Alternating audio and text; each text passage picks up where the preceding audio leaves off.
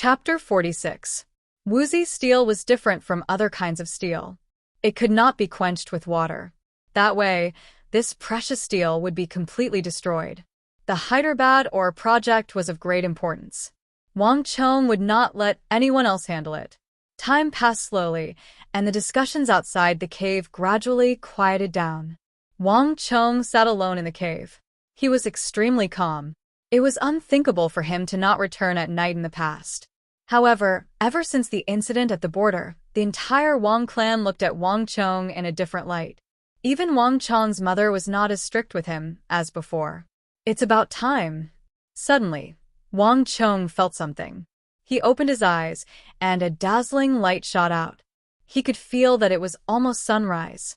Standing up, Wang Chong quickly walked over and gathered the pine branches that way how it gathered into a circle. Chi. With the sound of flint, the cave was quickly lit up with a raging fire. When the pine branches were burnt to a bright red charcoal and piled up on the ground, Wang Chong took out the black semi-finished woozy steel sword. He took a pair of pliers from the stove and used them to clamp the sword hilt. Then, he buried it in the bright red charcoal. After about the time it takes to burn a stick of incense, the woozy steel sword that was buried in the charcoal gradually turned red and started to emit flames. Wang Chong stared at the emitted flames. His expression was tense, and his eyes were extremely focused. During the quenching process of woozy steel, the flames emitted by the sword were an important part of it. The reason why Wang Chong chose to do it at sunrise was that the color of the flames emitted by the woozy steel sword was the basis for judging the quality of the quenching. Different colors actually represented different temperatures of the weapon. If it was too bright or too dark, it would affect the color of the flames emitted by the woozy steel sword, which would affect the effect of the quenching. The effect of quenching at different temperatures would be completely different. Just a difference of 1 degree Celsius could forge a weapon with completely different properties. However, the temperature of the flame could not be measured, so the color of the flame became an important basis for judgment. Almost there, in the charcoal, the woozy steel sword began to emit a bright red color like a strawberry. Wang Chong's eyes lit up. Without any hesitation, he picked up the woozy steel sword, turned around quickly, and dipped it into the iron trough filled with yellowish-brown oil. This was something that Wang Chong had already prepared. When the red woozy steel was immersed in the ice-cold oil, from extreme heat to extreme cold, the huge change in temperature caused the surface of the sword to sizzle with thick black smoke. Whether we can get the real woozy steel depends on this step. Wang Chong was extremely nervous as he nailed the iron trough. The Hyderabad ore plan, from negotiations to casting, to inscription, to quenching, had now reached the final step. Even though he spoke confidently, Wang Chong was actually feeling uneasy and uncertain. The oil in the iron trough wasn't ordinary water used for quenching. Instead, it was a mixture of sesame oil, sheep fat, butter, asphalt brought over by the merchants of the western regions, and other liquids. This was the crux of a woozy steel weapon. In his previous life, the Central Plains did obtain somewhat steel, but the reason why the weapons forged from them were so inferior to those forged from Damascus and the Abbasid Caliphate was not just in terms of sharpness, but also in terms of appearance. It was because they had not grasped the quenching method. In fact, there were even some who suspected that the wood steel weapons of the Central Plains weren't forged from Hyderabad ores at all. Instead, they were just imitations under the guise of wood steel. In truth, it wasn't that Sindh didn't provide the Central Plains with a real woozy steel, but that the Central Plains didn't have a grasp of the Hyderabad quenching method. Unable to wash out the natural patterns on the surface of the woozy steel, the legend of the sawtooth on the edge of the blade was inconceivable. This kind of woozy steel was only slightly sharper than a top-notch saber or sword. It couldn't be considered as one of the 3 great weapons. In his previous life, the reason why the Abbasid Caliphate controlled the entire supply of woozy steel in Sindhu was because of the Hyderabad quenching method. However, in this life, Wang Chong wouldn't allow them to succeed. Hiss! When the black smoke dissipated, the woozy steel sword in the iron trough had cooled down completely. Wang Chong used a pair of pliers to grab the woozy steel and pulled it out. Voila! Water splashed everywhere. The instant the woozy steel was pulled out of the water, a dazzling silver radiance burst forth from the oil trough, reminiscent of a soaring serpent or the illumination of a silver moon. The cold radiance seemed to have coated the entire cavern in a layer of silver. Success. Looking at the resplendent silver sword before him, Wang Chong felt exceptionally agitated. The flowing patterns on the blade were exceptionally beautiful. At a glance, even the tip of the blade had a deep sawtooth pattern. It felt as though it was a gigantic shark in the deep sea, cold and murderous, yet elegant at the same time. The world's first true woozy steel weapon had finally been born in the Central Plains. Wang Chong had personally forged the first king of cold weapons. In that instant, Wang Chong felt incomparably agitated. Voila! The sound of curtains being lifted echoed from behind. Hearing the commotion in the cavern, Wei Hao rushed in with the Wang family's little sister. SSSS. What kind of weapon is this? Wei Hao took a few steps forward. Looking at the resplendent weapon in Wang Chong's hands, he took in a deep breath. Wei Hao had never seen such a weapon before. The body of the sword was as shiny as mercury, and there were mysterious natural patterns on it. However, these patterns didn't affect the brilliance of the sword at all. What was most attractive about it was its blade. It was so sharp that it seemed as though it could cut through one's gaze. Wei Hao only took a single glance before he found himself unable to shift his gaze away. What a beautiful and fearsome weapon, Wei Hao muttered to himself. Coming from a noble clan, he had seen many things since young. Even so, he had never seen such a cold and elegant weapon before. It seemed as though it was born for slaughter. It was frightening to the extreme, yet luxurious and beautiful at the same time. With just a single glance, Wei Hao felt as though he had fallen into a nightmare. It's really beautiful. A tender voice sounded from the side. Wei Hao wasn't the only one whose attention was captivated. The Wang family's little sister stood by the side with her head tilted upward, as though she had lost her soul. Suddenly, the light dimmed. Wang Chong had sheathed the freshly forged woozy steel sword into its wooden sheath. Then, he tore a piece of black cloth and wrapped the woozy steel sword in layers. Wei Hao, catch. Wang Chong casually tossed the woozy steel sword over. Wei Hao subconsciously caught it and hugged it in his arms. Looking at the body of the sword covered by the black cloth and sheath, he felt a sense of loss. Wang Chong, what kind of weapon is this? Wei Hao asked once more. This is the woozy steel sword that I told you about. Wang Chong replied calmly. He wasn't surprised by Wei Hao's reaction. In fact, he had only seen the body of the sword. He hadn't seen the fearsome might of the woozy steel sword yet. When he saw the fearsome might of the woozy steel sword on the battlefield, his reaction would be different. Back then, when the woozy steel weapon was made into the army's equipment, the first time it appeared on the battlefield, it wasn't just one or two groups of people who were shocked. Back then, when he mentioned the Hyderabad Ores project to Wei Hao's reaction was astonished, and he thought that Wang Chong had gone mad. These ores weren't worth that much money. But now, Wei Hao's thoughts should have loosened. Wei Hao, this is the first sword that I have forged. Just take a look at it. Don't let anyone else see it. The first step of the plan has been completed. Based on what I told you before, I will leave the rest to you. Wang Chong said. Wei Hao regained his senses and nodded his head. Parting the curtain, Wang Chong walked out with widened strides. The first woozy steel weapon had been forged, but this was just the beginning. More than half a month had passed. If he couldn't gather 90,000 gold taels by the end of the month, Wang Chong's efforts would have been in vain. It was written in black and white on the records of the Court of Judicial Review. Even though it was used by Wang Chong to restrict the 2 Sindhi Buddhist monks, it was still not enough. But now, it had become Wang Chong's Achilles' heel. Those 2 Sindhi Buddhist monks should be anxious by now. Wang Chong smiled and walked out.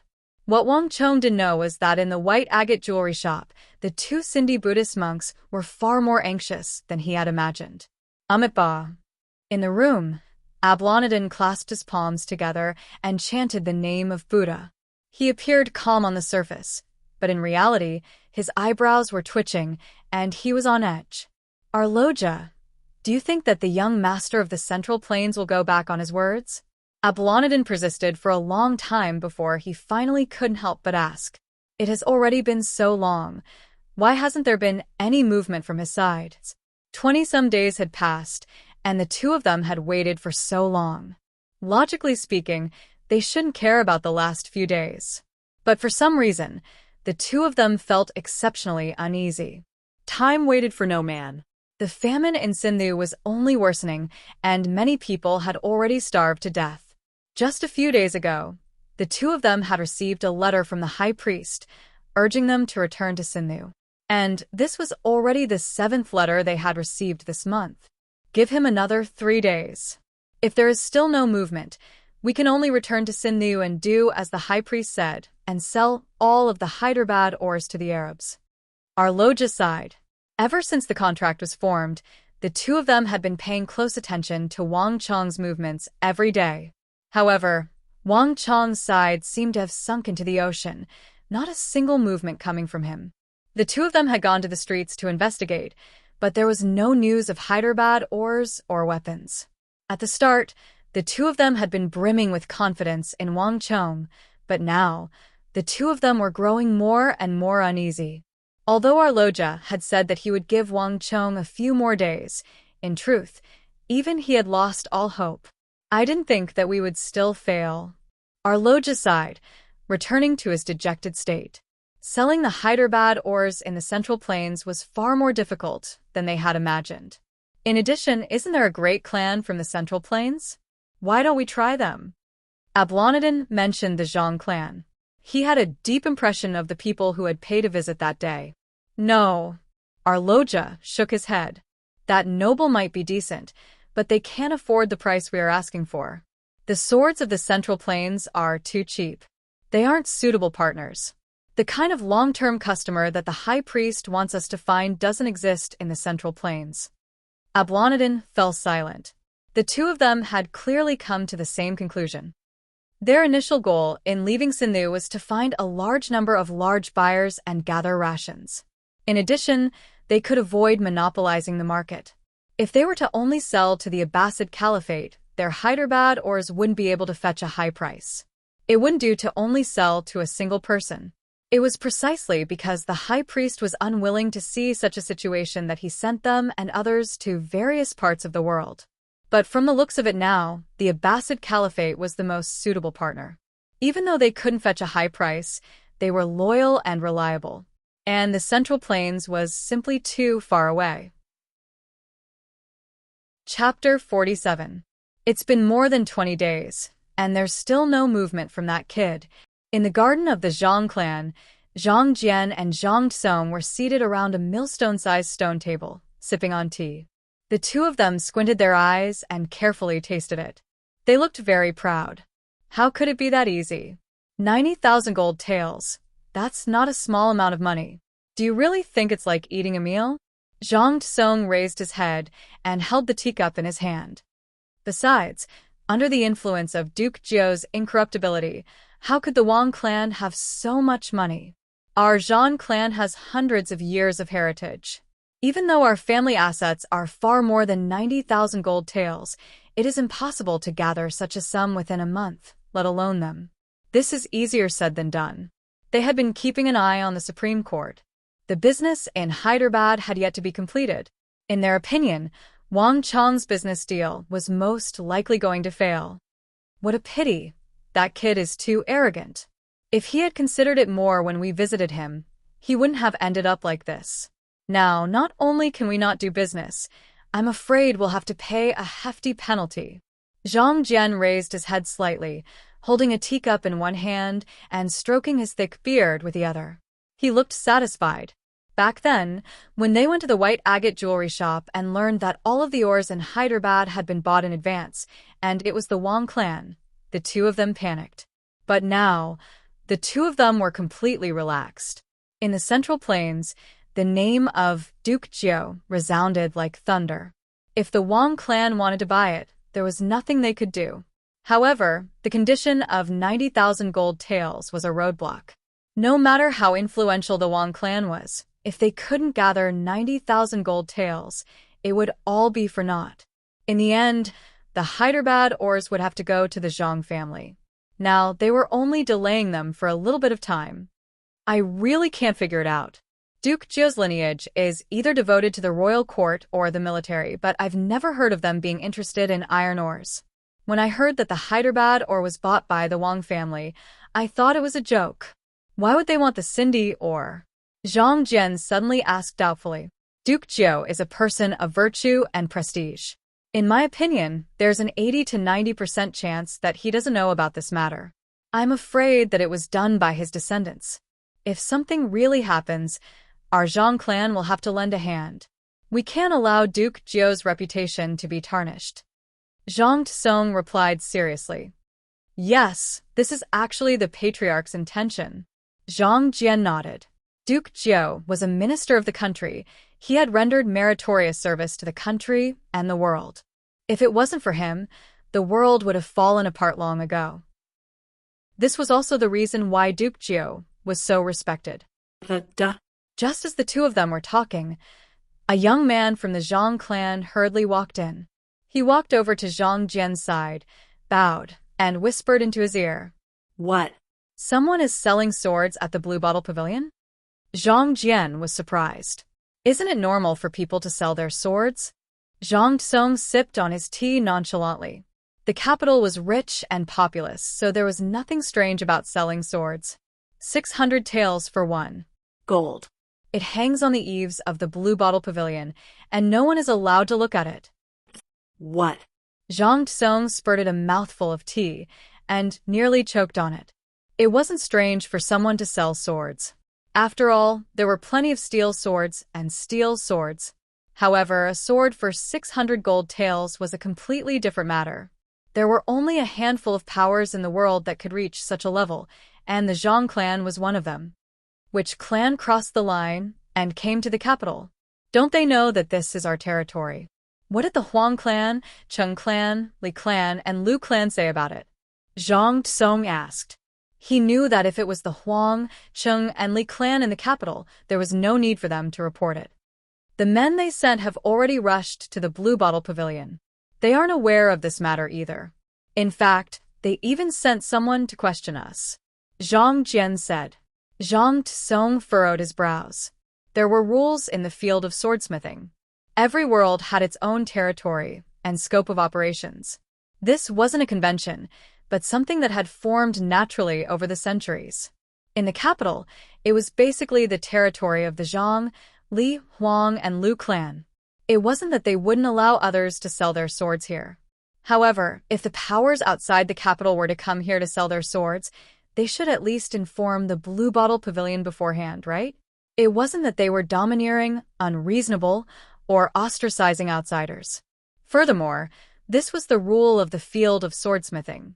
If it were them, as long as they were doing the business of selling or buying swords, they would have to inform the branch in advance. This was a rule that everyone had to abide by. This clan didn't seem to follow the rules at all. Let's go and take a look. Zhang Tsong flung his sleeves and stood up. At the same time, Zhang Jian also stood up and placed down the teacup in his hands. The Blue Bottle Pavilion was a luxurious building with richly ornamented beams and painted rafters. Lifting one's head, it resembled a huge phoenix that was about to soar into the sky. Just like the vast Crane Pavilion, this was a top-notch place to eat and drink tea. However, due to the large number of customers, there were far more people who came here to drink tea and eat snacks than to eat. However, there was something different about the Blue Bottle Pavilion today. Diagonally opposite the entrance of the Blue Bottle Pavilion, there was a metal mountain made of metal ingots. It was 2 meters tall and 1 meter wide. Above the metal mountain was a 3-chi-long sword wrapped in layers of black cloth. It was hung high on the roof. Beside the sword, there was a wooden plaque with a simple line of words on it, 600 gold taels. This metal mountain, sword, and wooden plaque attracted the attention of many. Everyone surrounded it, and indistinctly, one could hear disdainful voices pointing at it. Not allowed to see or touch. What kind of sword is this? 600 taels, and it's gold. Is he crazy for money? Why don't you eat me up instead? What is the Blue Bottle Pavilion doing? It's such a good place to eat and drink, and yet they hung a sword on it. How are they going to continue doing business? On the second floor of the Blue Bottle Pavilion, Wei Hao looked down at the crowd outside. Hearing the disdainful voices, he felt uneasy. He was the young master of the Blue Bottle Pavilion, and he was the one who ordered Wang Chong's sword to be hung up. The disdainful laughter of the crowd outside was equivalent to mocking him. Wang Chong, is this really fine? Wei Hao was perturbed. The Blue Bottle Pavilion is a place where we can drink and rest. Why don't we find a proper sword shop or workshop? There's no need for that. We'll do it here. Wang Chong waved his hands and said resolutely. His eyes were calm and resolute, and there wasn't the slightest hint of wavering. At times, Wei Hao really admired him. It was as though he would never be swayed by external forces. However, is this really fine? I feel a little weird for these people who are here to drink tea to buy a sword. Furthermore, do you think that we can gather 90,000 gold taels for a sword with 600 gold taels? Different from Wang Chong, Wei Hao didn't have much confidence in himself. The place that Wang Chong chose was very remote, and it wasn't a proper place to sell swords. Furthermore, Wei Hao didn't know if 600 gold taels for a sword was expensive or cheap. All in all, the plan to gather 90,000 gold taels shouldn't have existed from the start. Don't worry, I'll definitely be able to gather it. As Wang Chong sipped on his food, he glanced over the railing at the crowd on the street below, his expression calm and unhurried. From the very start, it wasn't an easy task to complete a transaction of 90,000 gold taels. Under normal circumstances, a new famous sword would only be worth 600 to 700 gold taels, and even the best ones wouldn't exceed 1,000 gold taels. If one didn't have any requirements for a sword, an ordinary copper sword would only be worth around 10 to dozens of gold taels each. Under such circumstances, it was impossible to sell a woozy steel weapon for a high price. Furthermore, it would take at least 6 to 7 years for the market of woozy steel to pick up. Thus, from the very start, Wang Chong had made up his mind that he couldn't use ordinary methods. He had to take an unconventional path. And the Blue Bottle Pavilion was Wang Chong's plan. This place might not be a good location to sell swords, but Wang Chong knew that it had an advantage that no other sword dealer or sword dealer could match up to. Imperial Army. Diagonally opposite the Blue Bottle Pavilion, roughly 100 zhang away, was the main gate of the royal palace. A large group of Imperial Army members was stationed there. And the Blue Bottle Pavilion was the place that all of the Imperial Army members, commanders had to pass by in order to enter the royal palace. The reason why the Blue Bottle Pavilion was made into a place where one could enjoy tea and wine, unlike the vast Crane Pavilion where one could treat guests to a meal, was because the Imperial Army members of the royal palace would frequent this place to relax and amuse themselves. Alcohol was forbidden in the royal palace, and if the Imperial Army members wanted to drink, they could only come to the Blue Bottle Pavilion during the intervals when they were changing shifts. They were generous and generous. Thus, the business of the Blue Bottle Pavilion had always been good. Of course, this wasn't the main focus of Wang Chong's attention. With the memories of his previous life, no one was clearer than Wang Chong that in the entire Tang dynasty and the Central Plains, there was no better buyer than the commanders of the Imperial Army. In his previous life, the reason why the price of woozy steel weapons from the Abbasid Caliphate could reach several 100,000 gold taels each was due to the presence of these Imperial Army leaders who viewed swords as their lives. As long as it was a weapon that was truly magnificent, sharp, and noble, and could display their noble status, these Imperial Army leaders were the best buyers who could afford the price. In this aspect, even the prestigious clans that were involved in the woozy steel business couldn't compare to them. In reality, most of the Imperial Army leaders came from prestigious backgrounds, and they weren't lacking in money at all. Some of the Imperial Army leaders came from prestigious clans. Wang Chong knew that there was no better target than these Imperial Army leaders to raise a huge sum of 90,000 gold taels in a short period of time. In reality, right from the start, Wang Chong's plan to strike it rich in Hyderabad was aimed at these extravagant and wealthy Imperial Army leaders. As long as the goods were good enough, these Imperial Army members would definitely be able to afford the price. However, Out of respect for the royal family and the imperial army, most of the weapon merchants kept their distance from the imperial army. At this moment, other than Wang Chong, almost no one else had noticed the massive purchasing power that the imperial army possessed. Chapter 48. Wei Hao, I'll leave the matters here to you. My identity is a little sensitive, so it won't be convenient for me to appear for the time being. Help me hold the fort for the time being. Wang Chong sipped on his tea as he changed the topic. I know. You're worried about Yao Feng, right? Don't worry. Leave the matters here to me. There won't be a problem.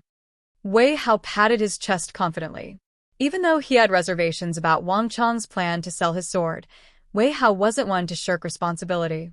What was a brother for? A brother was here to help at this moment. Even though the Yao clan was powerful, the Wei clan wasn't one to be trifled with. As a duke, there was no need for them to fear the Yao clan. Yao Feng isn't the only one, Wang Chong chuckled. The matter at the vast crane pavilion wasn't the only matter that he had done.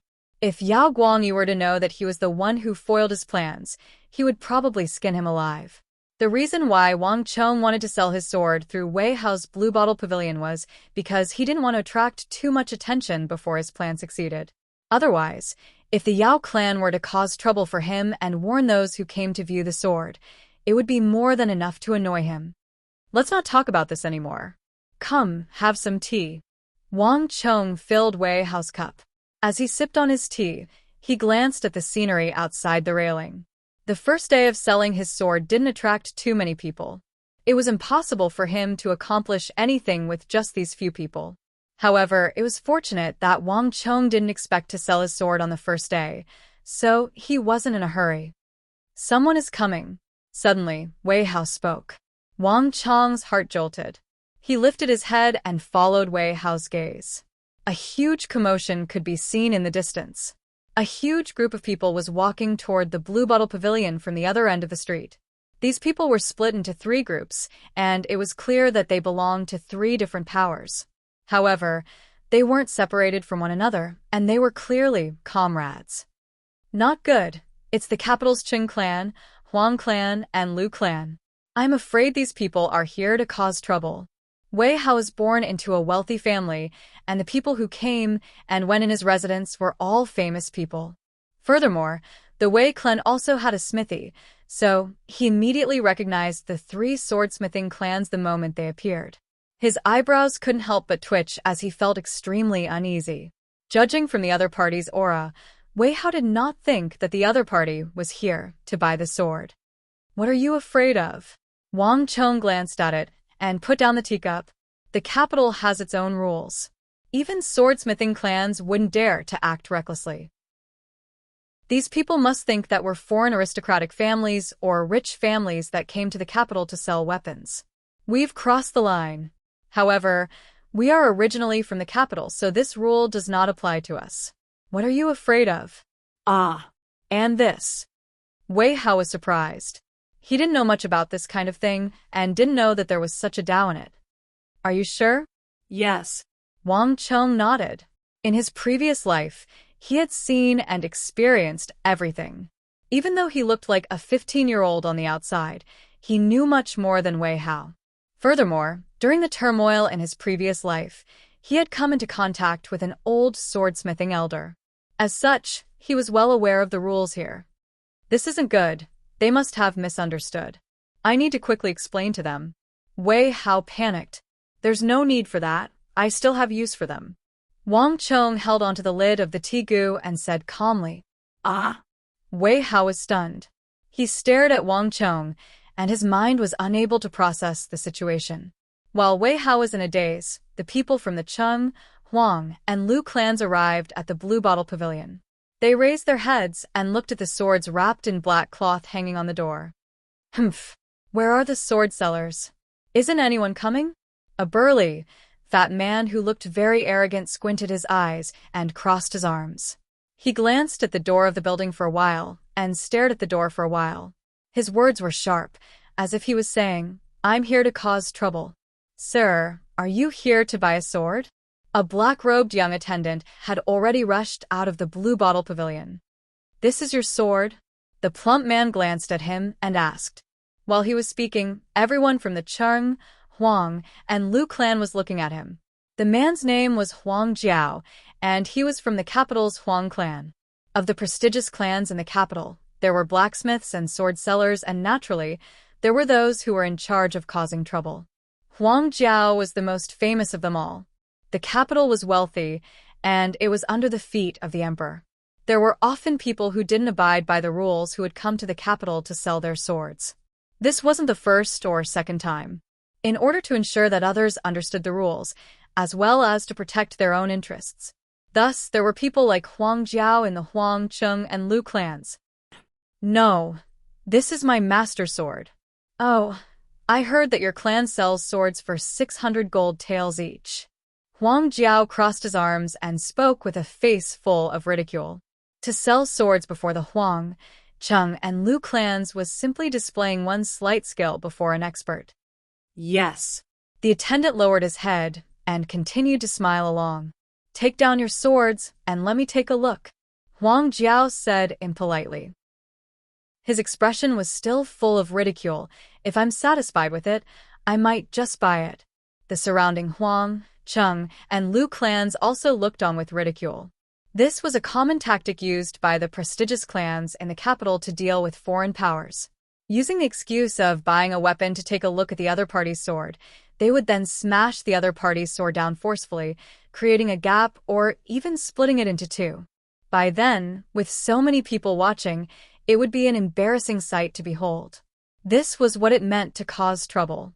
In terms of swordsmithing, there were very few clans that could surpass the Huang, Cheng, Lu, and Zhang clans. I'm sorry, but you can only buy our swords. You can't see or touch them. The manservant bowed with a smile on his face. What? You can't look at them? Not even touch them? In an instant, Huang Jiao, as well as everyone from the Huang, Cheng, and Lu clans were stunned. 600 gold taels for a sword, and this wasn't silver or copper coins. Yet, they weren't even allowed to touch it? This was unprecedented. When the three great clans arrived, they didn't expect this at all. I can't even look at it, not even touch it? Huang Jiao asked once more. He couldn't believe his ears. Those who sold their swords in the capital would always try their best to show off before the crowd. Yet this shop didn't even allow them to touch the expensive swords they were selling. You can't. The attendant's voice was as calm as ever. Who is your master? Call your master out. I would like to see what kind of sword he is for you to not even allow me to touch it. Huang Jiao bellowed furiously. I don't know. The attendant's voice was as stiff as a rock. You don't know? What do you mean? Huang Jiao was taken aback. Then he sneered furiously. You don't know where your master is, or you don't know who your master is. I don't know who my master is. The attendant's reply was beyond everyone's expectations. Not just Huang Jiao, everyone was stunned as well. Bullshit. Who doesn't know who their master is? Huang Jiao flew into a rage. Fine. If you don't want to speak, I won't ask. Then let me ask you, what's so good about your sword? What gives you the right to set a price of 600 gold taels? I don't know. What about the steel? You don't know where the ore is used to make it? I don't know. How sharp is it?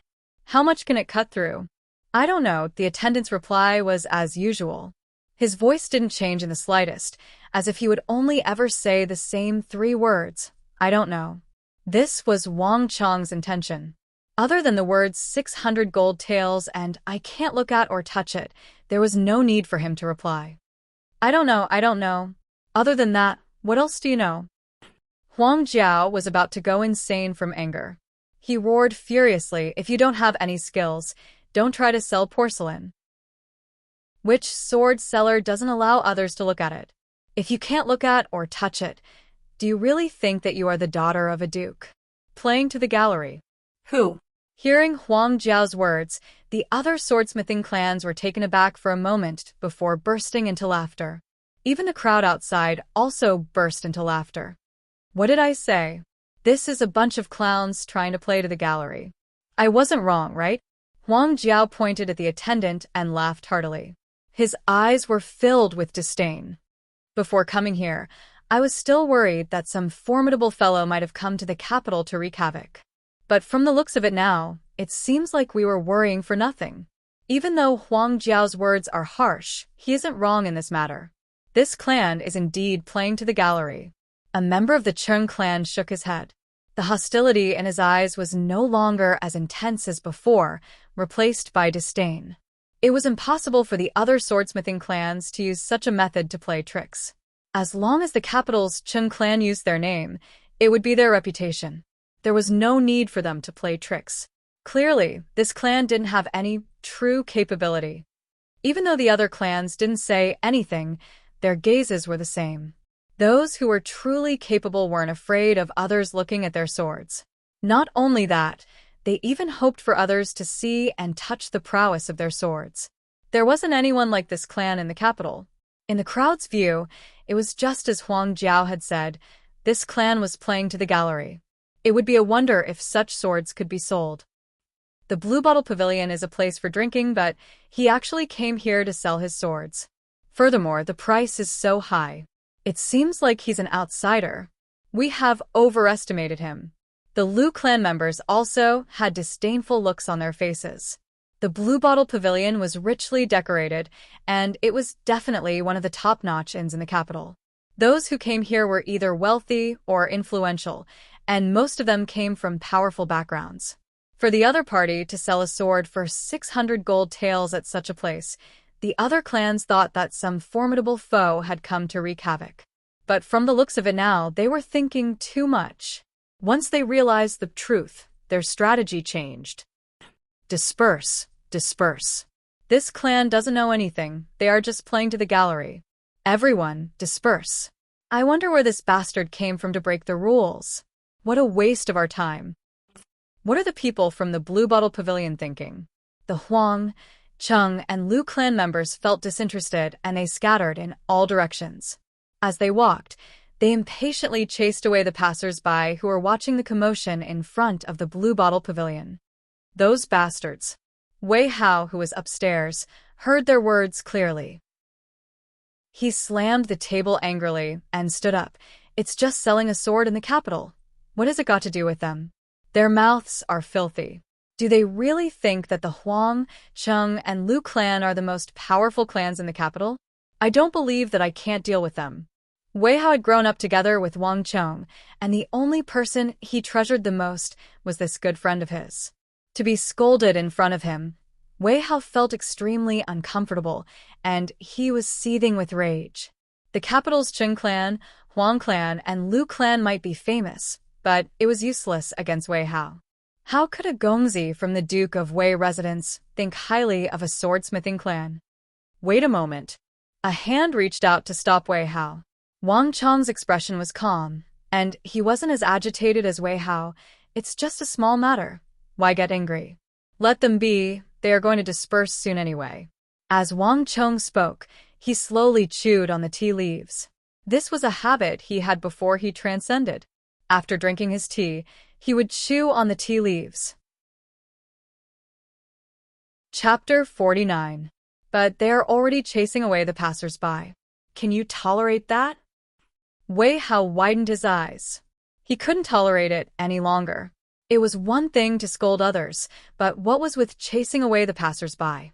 The reason why Wang Chong hung the sword above the Blue Phoenix Pavilion was to attract the attention of the passers-by.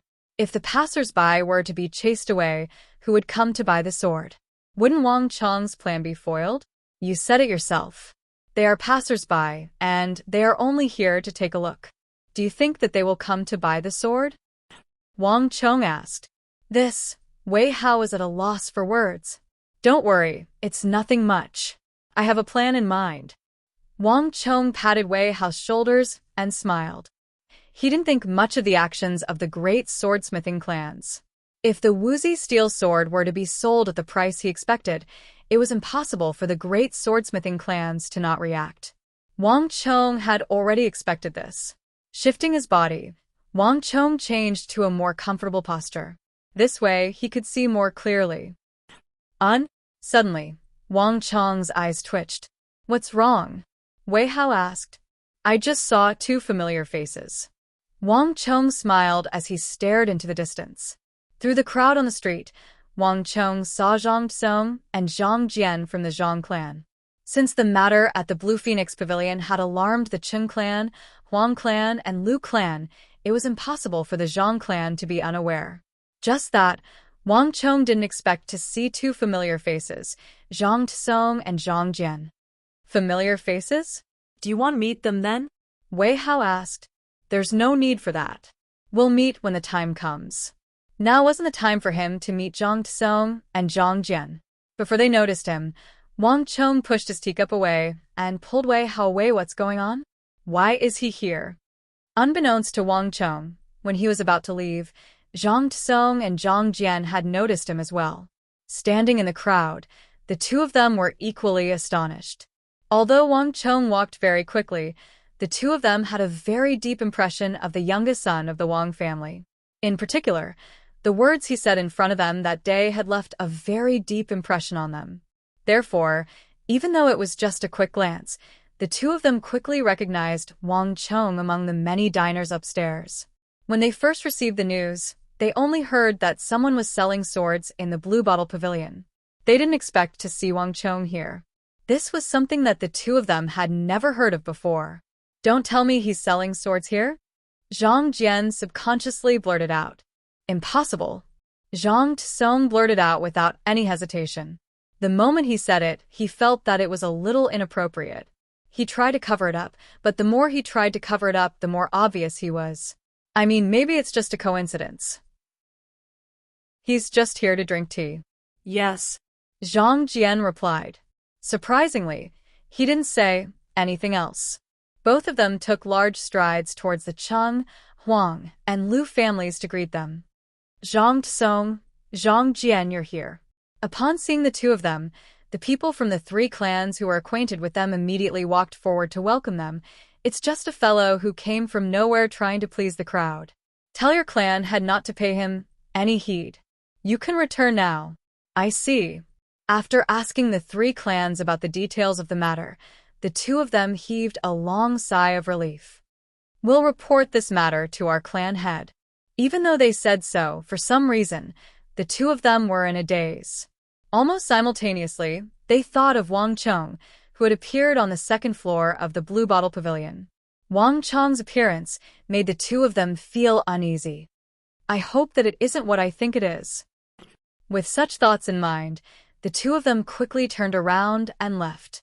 No one noticed that a leader of the Imperial Army was standing in the crowd in front of the gate tower. He was stroking the stubble on his chin as he looked at the sword hanging in front of the gate tower with an amused expression. After the ruckus caused by the three great swordsmithing clans, the entrance of the Blue Bottle Pavilion was completely deserted. In the view of the few great clans, this matter had come to an end. However, what no one expected was that after a day of peace, the Blue Bottle Pavilion caused an even bigger commotion on the second day, attracting the attention of many people once more. 1,200 gold taels. This was the latest price of the sword in the Blue Bottle Pavilion. Compared to the first day, the price had doubled. Furthermore, the owner of the sword even released a statement through the Blue Bottle Pavilion. The sword on the pavilion would only be sold for 2 hours a day. After 2 hours, even if one wanted to buy it, it would not be sold. Furthermore, no one was allowed to look or touch it. 1,200 gold taels? Is he insane? In the Chung clan's residence in the capital, an elder's eyes widened when he heard the price, as though they were about to pop out of their sockets. Who does that bastard think he is? How could he dare to sell a sword for 1,200 gold taels? Furthermore, it's gold. Even our Chung clan doesn't dare to sell it at such a high price. Who does he think he is?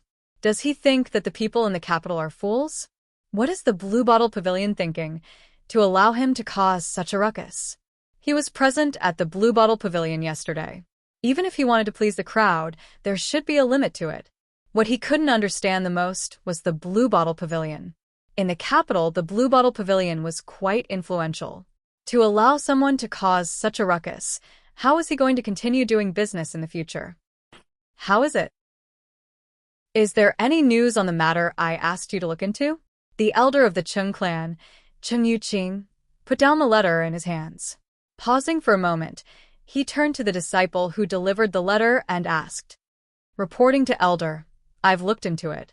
It's said that the one who sold the sword is a friend of the boss of the Blue Bottle Pavilion. It's hard to let go of an old friendship, so he put it up for sale there. What should we do?" "Elder, they're ruining our business. Should we take a look or warn them?" the Chung clan disciple asked. "Preposterous." The elder of the Chung clan, Chung Yuqing, glared at him and reprimanded. "Do we have to follow a child's ruckus as well? How can this be? A sword that costs 1,200 gold taels. Do you think that he will be able to sell it? Let him cause a ruckus for a while, and after a period of time he will calm down." "Yes, elders." The disciple who spoke hurriedly lowered his head in fear. He didn't say anything else. No one would spend 1,200 taels of gold to buy a weapon without knowing the ins and outs of the weapon. This price was far beyond the market. Any normal person would never buy it. As long as no one went to buy it, this matter would naturally turn into a farce and be left unsettled. This was the attitude of the Chung, Huang, and Lu great swordsmithing clans. To them, the matter at the Blue Bottle Pavilion was just a storm caused by a nobody. It wasn't worth their attention, and it wasn't worth making a huge fuss over. After all, they had their own standing. However, in the capital, the atmosphere in another clan was completely different. "How is it? Have you investigated it?" At the same time, in the inner residence of the Zhang clan, Zhang Tsong and Zhang Jian had a grim expression on their faces. The atmosphere was completely different from the other clans. "I've investigated it. The Blue Bottle Pavilion is a business of the Duke of Wei residence. It seems that the Gongzi of the Duke of Wei specially requested the shopkeeper to hang the sword at the pavilion." The Zhang clan disciple bowed and clasped his hands respectfully. "The Gongzi of the Duke of Wei? Do you know which Gongzi it is?" Zhang Jian's expression tensed up and he hurriedly asked, "It seems to be Gongzi Wei Hao." The Zhang clan disciple replied. Wang. Upon hearing this name, Zhang Tsong and Zhang Jian stared at one another, and their faces changed. "You can leave first." Zhang Jian waved his hands. After the Zhang clan disciple left, the duo stared at one another. The atmosphere froze, and no one spoke. "This isn't good. Isn't that Wei Hao the one who is close to Wang Chong?" In the end, Zhang Tsong was the first to speak. He frowned worriedly. Due to the issue with the Hyderabad ores, they had been paying close attention to Wang Chong. Naturally, they were also paying attention to the people around him. Wei Hao was one of them. Regarding the Hyderabad ores, the duo didn't believe that the Wang clan was intending to dabble in the blacksmithing industry and purchase the Hyderabad ores. The Wang clan didn't have any experience in this aspect. From the bottom of their hearts, they didn't believe that Wang Chong was serious. Thus, they didn't think too much of it. However, if the one who sent the sword at the Blue Bottle Pavilion was Wang Chong, then everything would be different. It didn't matter if Wang Chong could succeed or not. No matter how absurd his actions were, he had actually done it and even forged a sword. Just this unexpected turn of events was enough to make the two of them uneasy, even panicked. No one liked variables. Without a doubt, the Hyderabad ores were already showing signs of unease. This matter isn't looking good. He can't really be forging a sword, right? Zhang Jian felt uneasy as well. No matter what, we have to be cautious. Even though I don't believe that a child could be so formidable, the matter regarding the Hyderabad ores is of great importance to us. We should quickly report this matter to the clan head. The two of them quickly stood up and hurried into the room. 1,200 gold taels. To an ordinary person in the Central Plains, this was a huge sum of money that they wouldn't be able to spend even after several lifetimes. Yet, this was only the price of a sword. Just when many people thought that this was an unattainable high price, the actions of the Blue Bottle Pavilion on the third day refreshed everyone's understanding of the world. 2,400 gold taels. This was the latest price at the entrance of the Blue Bottle Pavilion. The person at the entrance of the Blue Bottle Pavilion seemed to be determined to shock everyone with his words. In his heart, there didn't seem to be any concept of price. When this latest price was announced, the entire weapon market in the capital burst into an uproar. Regardless of who the person at the entrance of the Blue Bottle Pavilion was, Even if it was a prank, his actions had successfully attracted everyone's attention. 2,400 gold taels. Of the thousands of sword shops and smiths in the capital, there wasn't a single one who dared to offer such a sky-high price. Yet, this unknown owner of the Blue Bottle Pavilion managed to do what others didn't dare to do. Not only so, on the first day, 600 gold taels. On the second day, 1,200 gold taels. On the third day, 2,400 gold taels. Many people could tell that the person at the entrance of the Blue Bottle Pavilion wasn't just raising the price. His price had risen by an entire fold from the previous day. How daring must he be to do such a thing? Lunatic, this fellow is truly a lunatic. Isn't that right? What kind of sword can be worth 2,400 gold taels for a sword to be worth such a price? Anyone who isn't a lunatic would be able to do such a thing. More importantly, he isn't even allowed to look or touch it. Who in the world would sell a sword like that? Otherwise, why would I say that he's a lunatic? Outside the Blue Bottle Pavilion, the crowd was laughing and pointing at the commotion. In any case, it was free to watch the commotion. Furthermore, the Blue Bottle Pavilion was even giving out delicious pastries to the crowd. Chapter 50. It was one thing if it was an ordinary person, but with the endorsement of the Blue Bottle Pavilion, the matter was completely different. In any case, this matter attracted the attention of more and more people in the capital. When this matter reached the ears of the Chung, Huang, and Lu clans, the initially nonchalant swordsmithing clans couldn't maintain their composure. However, what the Chung, Huang, and Lu clans didn't expect was that an even greater change would occur on the evening of the third day. It was this unexpected incident that changed the nature of the matter, as well as the view the other clans had of the Blue Bottle Pavilion. 2,400 gold taels. This should be the most expensive sword pavilion in the Central Plains. The sun was setting in the west, and in the evening, no one noticed a bearded Western region merchant appearing at the Blue Bottle Pavilion. This Western region merchant was called Mo Zaid, and he was a sword merchant from the Western Spazinu. Spazinu, or Iraq, was known as Spazinu in ancient times. Different from other sword merchants, Mo Zaid didn't treat swords as a business. Instead, he treated it as a hobby that he would dedicate his life to. Mo Zaid loved swords, and his love for them had reached an insane level. Toward those top-notch swords, he had a passion that came from deep within his bones. If he were to see such a sword, he would do everything in his power to buy it. Mo Zaid had set his sights on the world. His wish in life was to see all the best treasured swords and sabers in the world. Thus, the first thing Mo Zaid did upon arriving at the Central Plains was to visit all of the sword shops and smiths in the capital of the Tang dynasty. But none of the swords there could catch his eye. This place should be the most prestigious sword tower in the Central Plains. Mo Zaid thought as he looked at the signboard on the pavilion. After visiting the thousands of sword shops in the capital of the Tang dynasty, this was the most expensive place he had seen. There wasn't a single sword shop or smithing shop that could match up to this. 2,400 gold taels. Even in the Abbasid Caliphate and Spazinu, this was an extremely rare price. Mo Zaid didn't understand the Central Plains, but according to the rules of Spazinu, only the best swordsmiths and the best swordsmiths would dare to sell their swords at the highest price. Without a doubt, this was the best sword pavilion in the Central Plains. Those who dare to sell weapons here must be the best swordsmiths. Before coming here, I heard that the market for weapons in the Central Plains is far inferior to that of the Abbasid Caliphate and Spazinu, but from the looks of it, that's not the case at all. The owner of this sword tower must be very confident that he dared to wrap a sword worth more than 2,000 taels of silver in black cloth. He didn't even need to show it to others.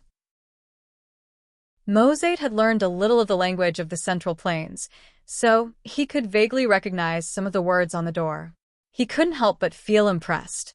Abbasid Caliphate and Spazinu had a large number of top-notch swordsmiths, and their smithing industry was rather developed. However, even the most formidable swordsmithing master wouldn't dare to do as this sword pavilion did, wrapping up their swords and sabers for others to see. In the eyes of the people of Spazinu, such a master must be the most formidable in the Central Plains. Mosaid immediately felt a strong desire to meet the most formidable sword master of the Central Plains. Clack. Thinking of this, Mosaid immediately walked toward the Bluebottle Pavilion. However, after taking a few steps, a gust of wind blew past. Ah. My scarf. Not too far away, the exclamation of a lady could be heard. Amidst the wind, a green scarf fluttered in the air. Mosaid didn't pay much attention to it initially, but after taking a few steps, he realized that the green scarf was flying toward his face. Master, be careful. A few loyal Carrick's Spazinu guards immediately rushed over. Ha. Upon seeing this sight, Mosaid chuckled. Without waiting for the guards to rush over, he placed his hand on his waist. Schwa. A cold light flashed, and the silk scarf, which was as light as a feather, was immediately cut into 2 pieces. The 2 pieces fell to the ground.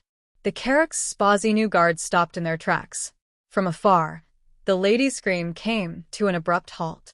She stared in Mosaid's direction with a shocked expression, cutting through a single strand of hair. This was the standard of the best swordsmiths in Carrick Spazinu. Mosaid sliced apart the green scarf in the air and chuckled.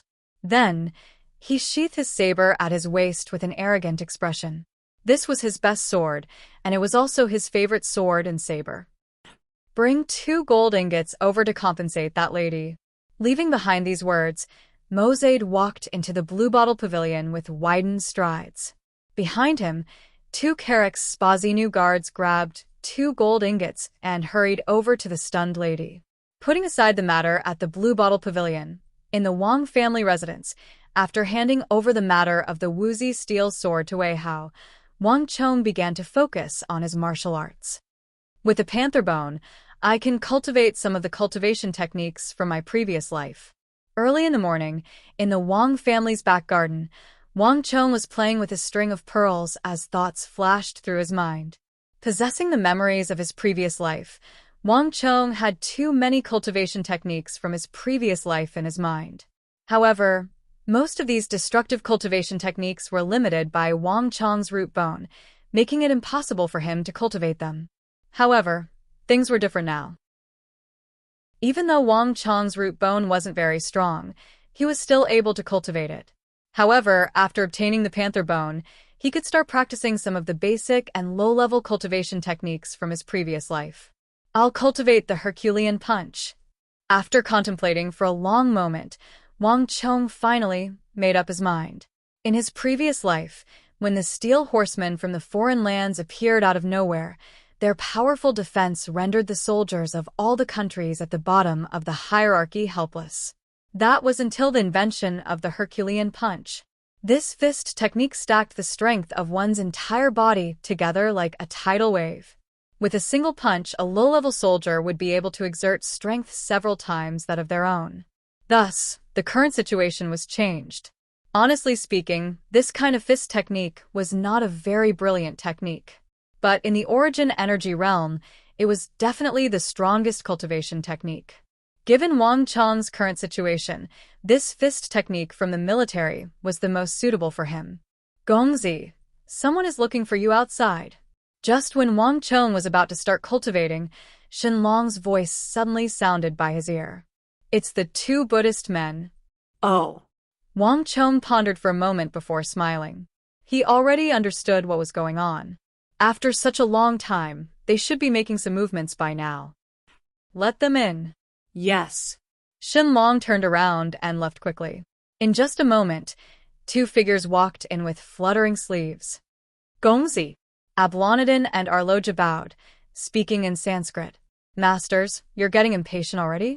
Wang Chong faintly smiled, apparently already knowing why they had come. Gongzi, I'm truly sorry. It's just that this matter is extremely important to us. Back then, we made an agreement with Gongzi that as long as Gongzi can fork out 90,000 gold taels within a month, you will obtain the 300 Juna of ores we have and the rights to sell the Hyderabad ores in the Central Plains.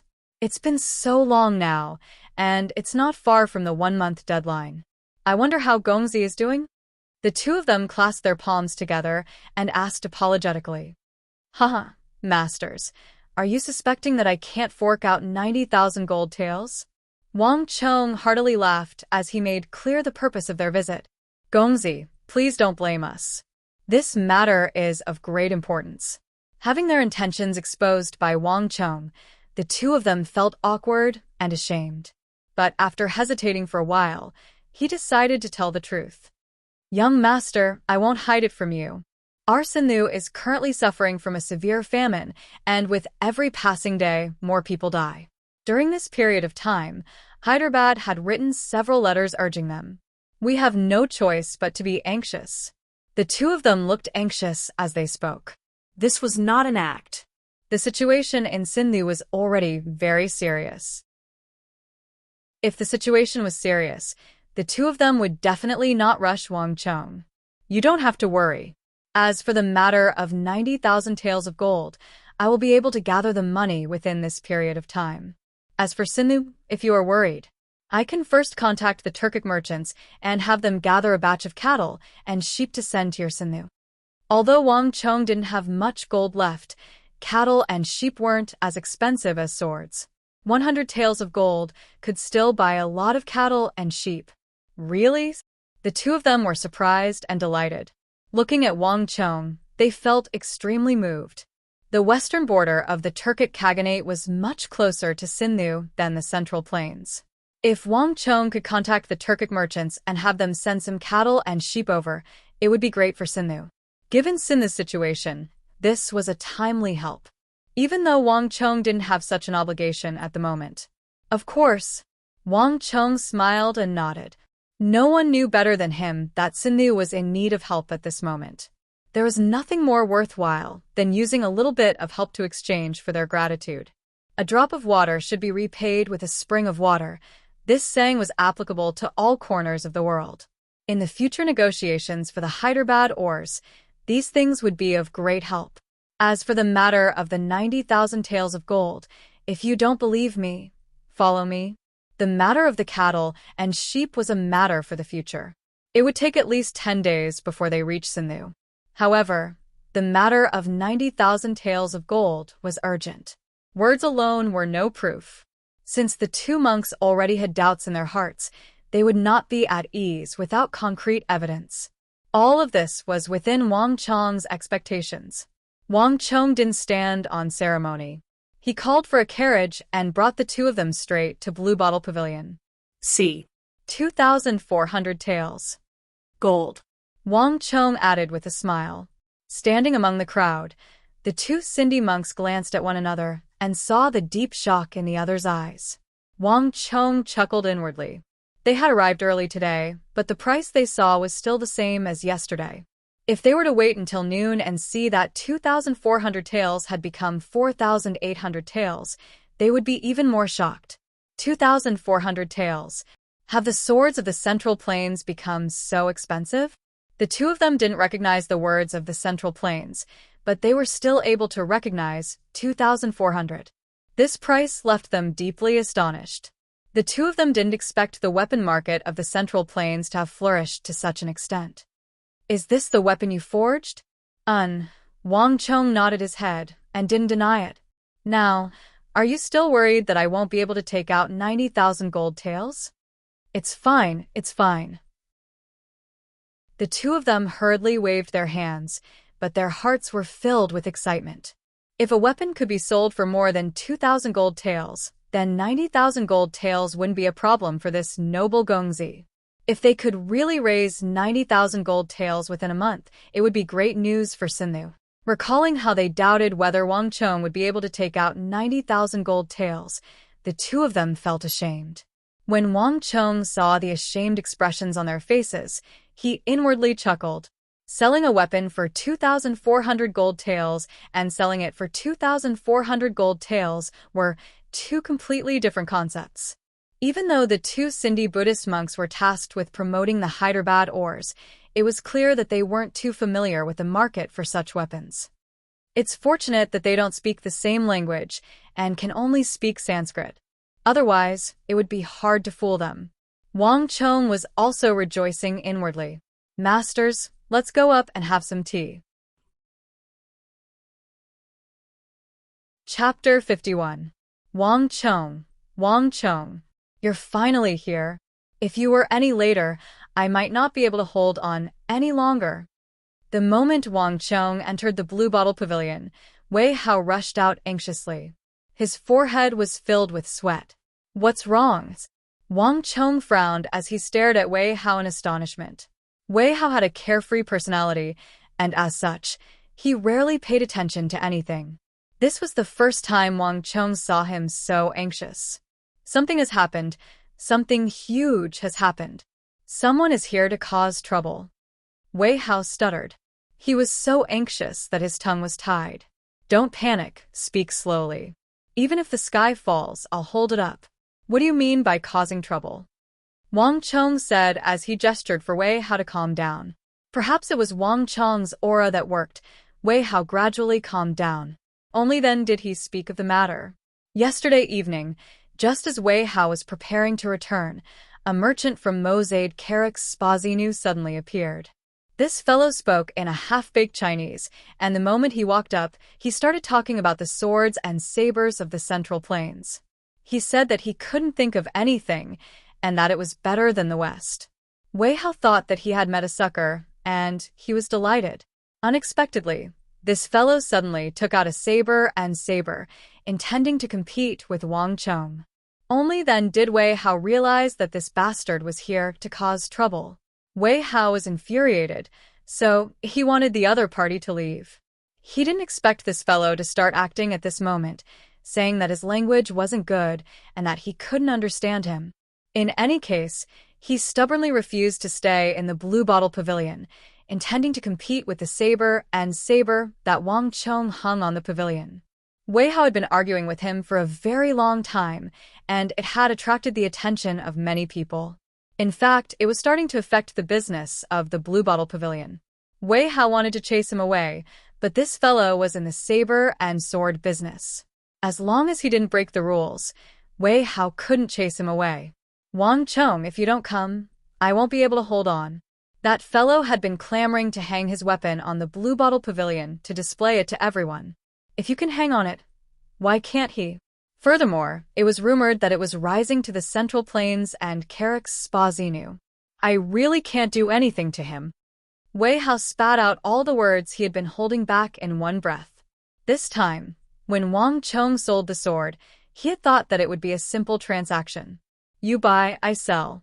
He did not expect it to be so complicated. What about that Carrick's Spazinu merchant? Wang Chong said. Inside. I stalled him temporarily and said that I would wait for you to come over. As soon as Wang Chong appeared, Wei Hao calmed down as if he had found his pillar of support. Let's go. Take me to him.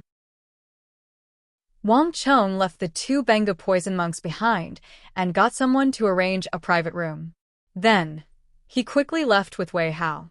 In a compartment within the Blue Bottle Pavilion, Wang Chong finally met the Carrick's Spazinu merchant that Wei Hao spoke of. You're Mosade? Wang Chong stared at the bearded man in front of him. You're the owner of that sword? Mosade stared at Wang Chong in astonishment. He didn't expect that the owner of the sword would be a child in his teens. However, upon seeing Wang Chong nod his head, Mosade quickly tossed all of this to the back of his mind. His passion for famed swords and sabers had long made him disregard everything else. Age and the like were not within his consideration at all. Great. I like your sword a lot. You must be an incredible sword master. This is the treasured saber of our Carrick's Spazinu, as well as my most treasured saber. I would like to compete with you. Mosade immediately stood up from the rattan chair with a passionate expression. Didn't I already tell you that you can't? Wei Hao flew into a rage. Why didn't this fellow listen to him? If not for the Chamberlain of Dependency's order to treat foreign guests and merchants with courtesy, he would have long chased them out. Sure. Wang Chong said. These two simple words seemed to have infinite magic power. The entire private room suddenly became deathly silent. Wei Hao stared at Wang Chong in a daze. His mouth was wide open, and he couldn't believe his ears. He hurriedly looked for Wang Chong and tried his best to stall for time, so that Wang Chong wouldn't agree to his request. Otherwise, he would have agreed to it yesterday. But he hadn't expected Wang Chong to agree to the matter that he had refused for so long, and without the slightest hesitation. On the other side, Mozade was also surprised. He had been to other swordsmiths and smiths in the capital, and the other party would still be enthusiastic at the start. However, whenever he made such a request, the other party would always reject him and chase him out. This noble Gongzi, Wei Hao, tried his best to reject his request. Mozade was prepared to spend a lot of effort to convince the swordsmith, but he didn't expect the other party to agree to his request so readily. This was something that even Mozade did not expect. "Wang Chong, you're insane." Wei Hao finally reacted. Ignoring Mozade's presence, he grabbed Wang Chong's arm and pulled him to the next room. "That fellow is clearly here to cause trouble. You know that he doesn't have good intentions, so why did you agree to his request?" Wei Hao asked with a hushed voice, agitated. Wang Chong's decision had caught him off guard. Even now, he still couldn't accept the huge difference between the situation and his expectations. Calm down. Wang Chong smiled and gestured for Wei Hao to calm down. Honestly speaking, right from the start, Wang Chong's plan was to deal with the imperial army. The merchants of the western regions weren't part of his considerations at all. However, Mozade's appearance had provided an additional opportunity for Wang Chong. As long as he made good use of it, this matter would only benefit him. This Mozade doesn't have any ill intentions. He's not doing this for the reason you think he's here, to cause trouble. Wang Chong explained with a smile. Wei Hao didn't know much about this Mozade, but with the decades of memories from his previous life, Wang Chong knew that Mozade didn't have any ill intentions. This involved the habits of the Central Plains, Abbasid Caliphate, and Charax-Spazinu. In Abbasid Caliphate and Charax-Spazinu, people had a habit when purchasing swords. They liked to compare their swords with the other party's. If the quality of the other party's sword was higher and could break their own sword, or even make a dent in the blade, then they would happily buy the better sword. Otherwise, they would abandon it. In Charax-Spazinu and Abbasid Caliphate, this was a normal behavior, and it was tacitly accepted by the entire industry. Through this kind of behavior, those low-quality swords were quickly eliminated. As for the remaining swords, most of them were of superior quality, and there wasn't much of a difference between them. Through this behavior, Charax-Spazinu and Abbasid Caliphate promoted the advancement of the entire industry, causing the quality of weapons in the West to rise. Those top-notch swords were able to fetch a price commensurate with their quality, and the standing of swordsmiths rose significantly. They were highly respected in the West. After a long period of time, the weapon market in Abbasid Caliphate and Charax-Spazinu flourished, far surpassing that of the Central Plains. In the West, everyone in Abbasid Caliphate and Charax-Spazinu benefited from this. In Wang Chong's memories, a few years later, the Abbasid Caliphate and Charax-Spazinu sword merchants would enter the Central Plains on a large scale, and they would bring this behavior to the Central Plains as well. The weapons of the East and the West would clash with one another, the smithing skills would clash with one another, and the habits of the people would clash with one another. In Wang Chong's memories, it was only after the weapon merchants in the Central Plains started to accept this behavior that the price of weapons in the Central Plains started to rise. Only competition could bring about prosperity. Only when the Central Plains accepted and got used to such competition would the weapon market of the Central Plains welcome a true leap forward. When swordsmiths started to spend more time and effort on their weapons, when the requirements for the weapons they forged became more stringent, only then would the weapon market of the Central Plains welcome a qualitative leap forward. Those top-notch weapons were able to fetch an even higher price in the market, and after the swordsmiths reaped high profits, they would then forge even more top-notch weapons. This was the trend of the world, and it was a virtuous cycle. Everyone benefited from it. It was precisely because Wang Chong knew of this trend that he didn't reject it. Furthermore, if he were to make use of this situation well, it would be beneficial to his plans. But even so, you shouldn't have agreed to their request. Wei Hao listened to Wang Chong's explanation of the trading habits of Charax-Spazinu. His expression was tense, and worry filled his heart. You might not know how sharp the weapons of the Abbasid Caliphate and Charax-Spazinu are. Those swords can cut through a hair with a single blow. There was once a merchant from the western regions who gifted a curved blade to my father, and it easily sliced through a famed blade that my father collected. I witnessed it with my own eyes. If I knew how formidable those fellows were, I wouldn't have rejected them. Wei Hao was worried. In the Central Plains, the swords of the West weren't well known yet. However, due to his father's relationship with the Duke of Wei, Wei Hao knew how formidable the weapons of the Abbasid Caliphate and Karak's Spazinu were. So, you're worried that I might lose to him? Wang Chong chuckled. Wei Hao is speechless. Don't worry, I know how formidable the swords I forge are. I won't lose to him. Wang Chong smiled faintly. Of course, Wang Chong knew how formidable the weapons of the Abbasid Caliphate and Karak's Spazinu were. After all, he had witnessed it in his previous life. However, Wang Chong was more confident in his weapons. In this era, it was impossible for a weapon that was more formidable than Wuzi steel to exist. After consoling Wei Hao, Wang Chong walked back into Mosaid's compartment. Master, you agreed. Upon seeing Wang Chong enter, Mosaid's eyes lit up. Don't worry, I know that the rules of the Central Plains are different from Karak's Spazinu. If your weapon is damaged, I will compensate you. If you are able to damage my saber, that would be even better. I am willing to pay a higher price to buy your saber. There's no need for compensation. As for buying it, we can talk about it when the time comes. Wang Chong chuckled. 2,400 gold taels was the price on the third day. If this Karak's Spazinu merchant thought that this was the price of his weapon, he would be sorely mistaken. Wang Chong wasn't prepared to sell the world's first true Wuzi steel weapons so cheaply. That would be a huge loss for him. Can I take a look at that famous saber of yours? Chapter 52.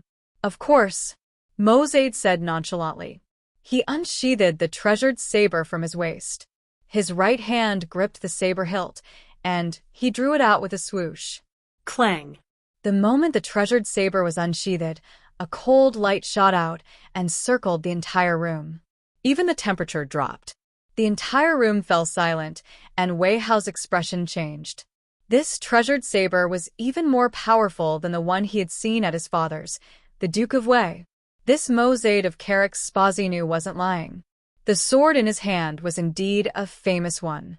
Ordinary swords and sabers could not compare to this kind of cold chi. There probably weren't many in the Central Plains who could compare to him. Here. Mosaid handed the knife over. Good saber. Wang Chong didn't stand on ceremony. He took the saber from Mosaid's hands and examined it carefully. Since his rebirth, this was the first time he had seen a famous sword of Karak's Spazinu. It was different from the Central Plains. The Central Plains revered the sword, while the Abbasid Caliphate revered the saber. Furthermore, the shape of their sabers was completely different from the sabers of the Central Plains. First of all, they were not long, only about a foot long. Furthermore, the sabers were curved like the crescent moon in the sky. Wang Chong did not know if this had anything to do with the worship of the moon in the Abbasid Caliphate and Karak's Spazinu. The blade of Mosaid's Karak's Spazinu was extremely sharp. One could tell that it had been tempered 1,000 times. As the saying goes, the fall of a single leaf reveals the arrival of autumn. From the forging of the saber, it can be seen that the forging standards of the weapons of the Abbasid Caliphate and Karak's Spazinu were indeed very high. In some aspects, they were even higher than the Central Plains. Shwa. Wang Chong flicked his wrist, and a cold light flashed past. In the private room, a corner of the table made of hard sandalwood immediately fell without a sound. The corner of the table fell to the ground with a clang. Good sabers. Wang Chong praised. At the side, Wei Hao's expression changed. Wang Chong held the saber with both hands, waved it around, and returned the famed saber. Mr. Mosaid, why don't we change the rules? Since it was a contest of swords and sabers, there should be rules for the contest. If you can beat me, I will compensate you for the price of my sword. And if you lose, I don't want you to pay the price of a sword, 1,200 taels of gold. Wei Hao, there will be more people who come to challenge me in the future. I can't possibly meet them one by one. Let's just follow this rule. Wang Chong. Wei Hao was shocked. With a single look, he could tell that Mo Zaid's saber wasn't ordinary.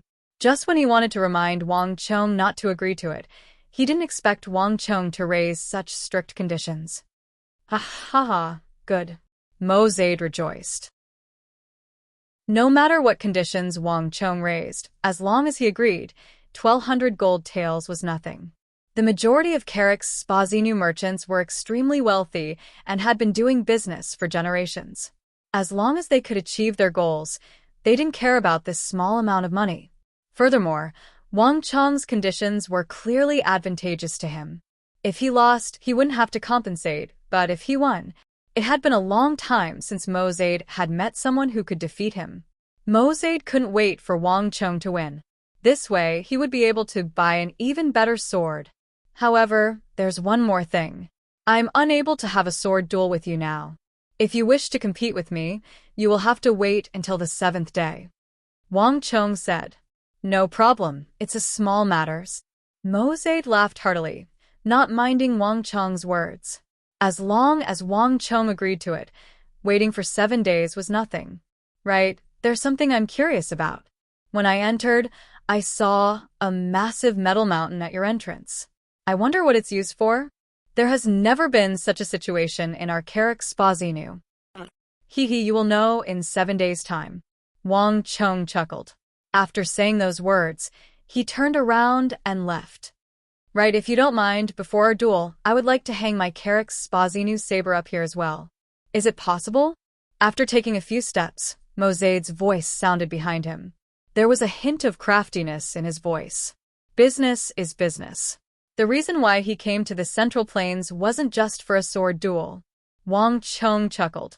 Just like what he remembered, these Abbasid Caliphate and Carrick's Spazinu saber merchants wouldn't let go of any opportunity to promote themselves.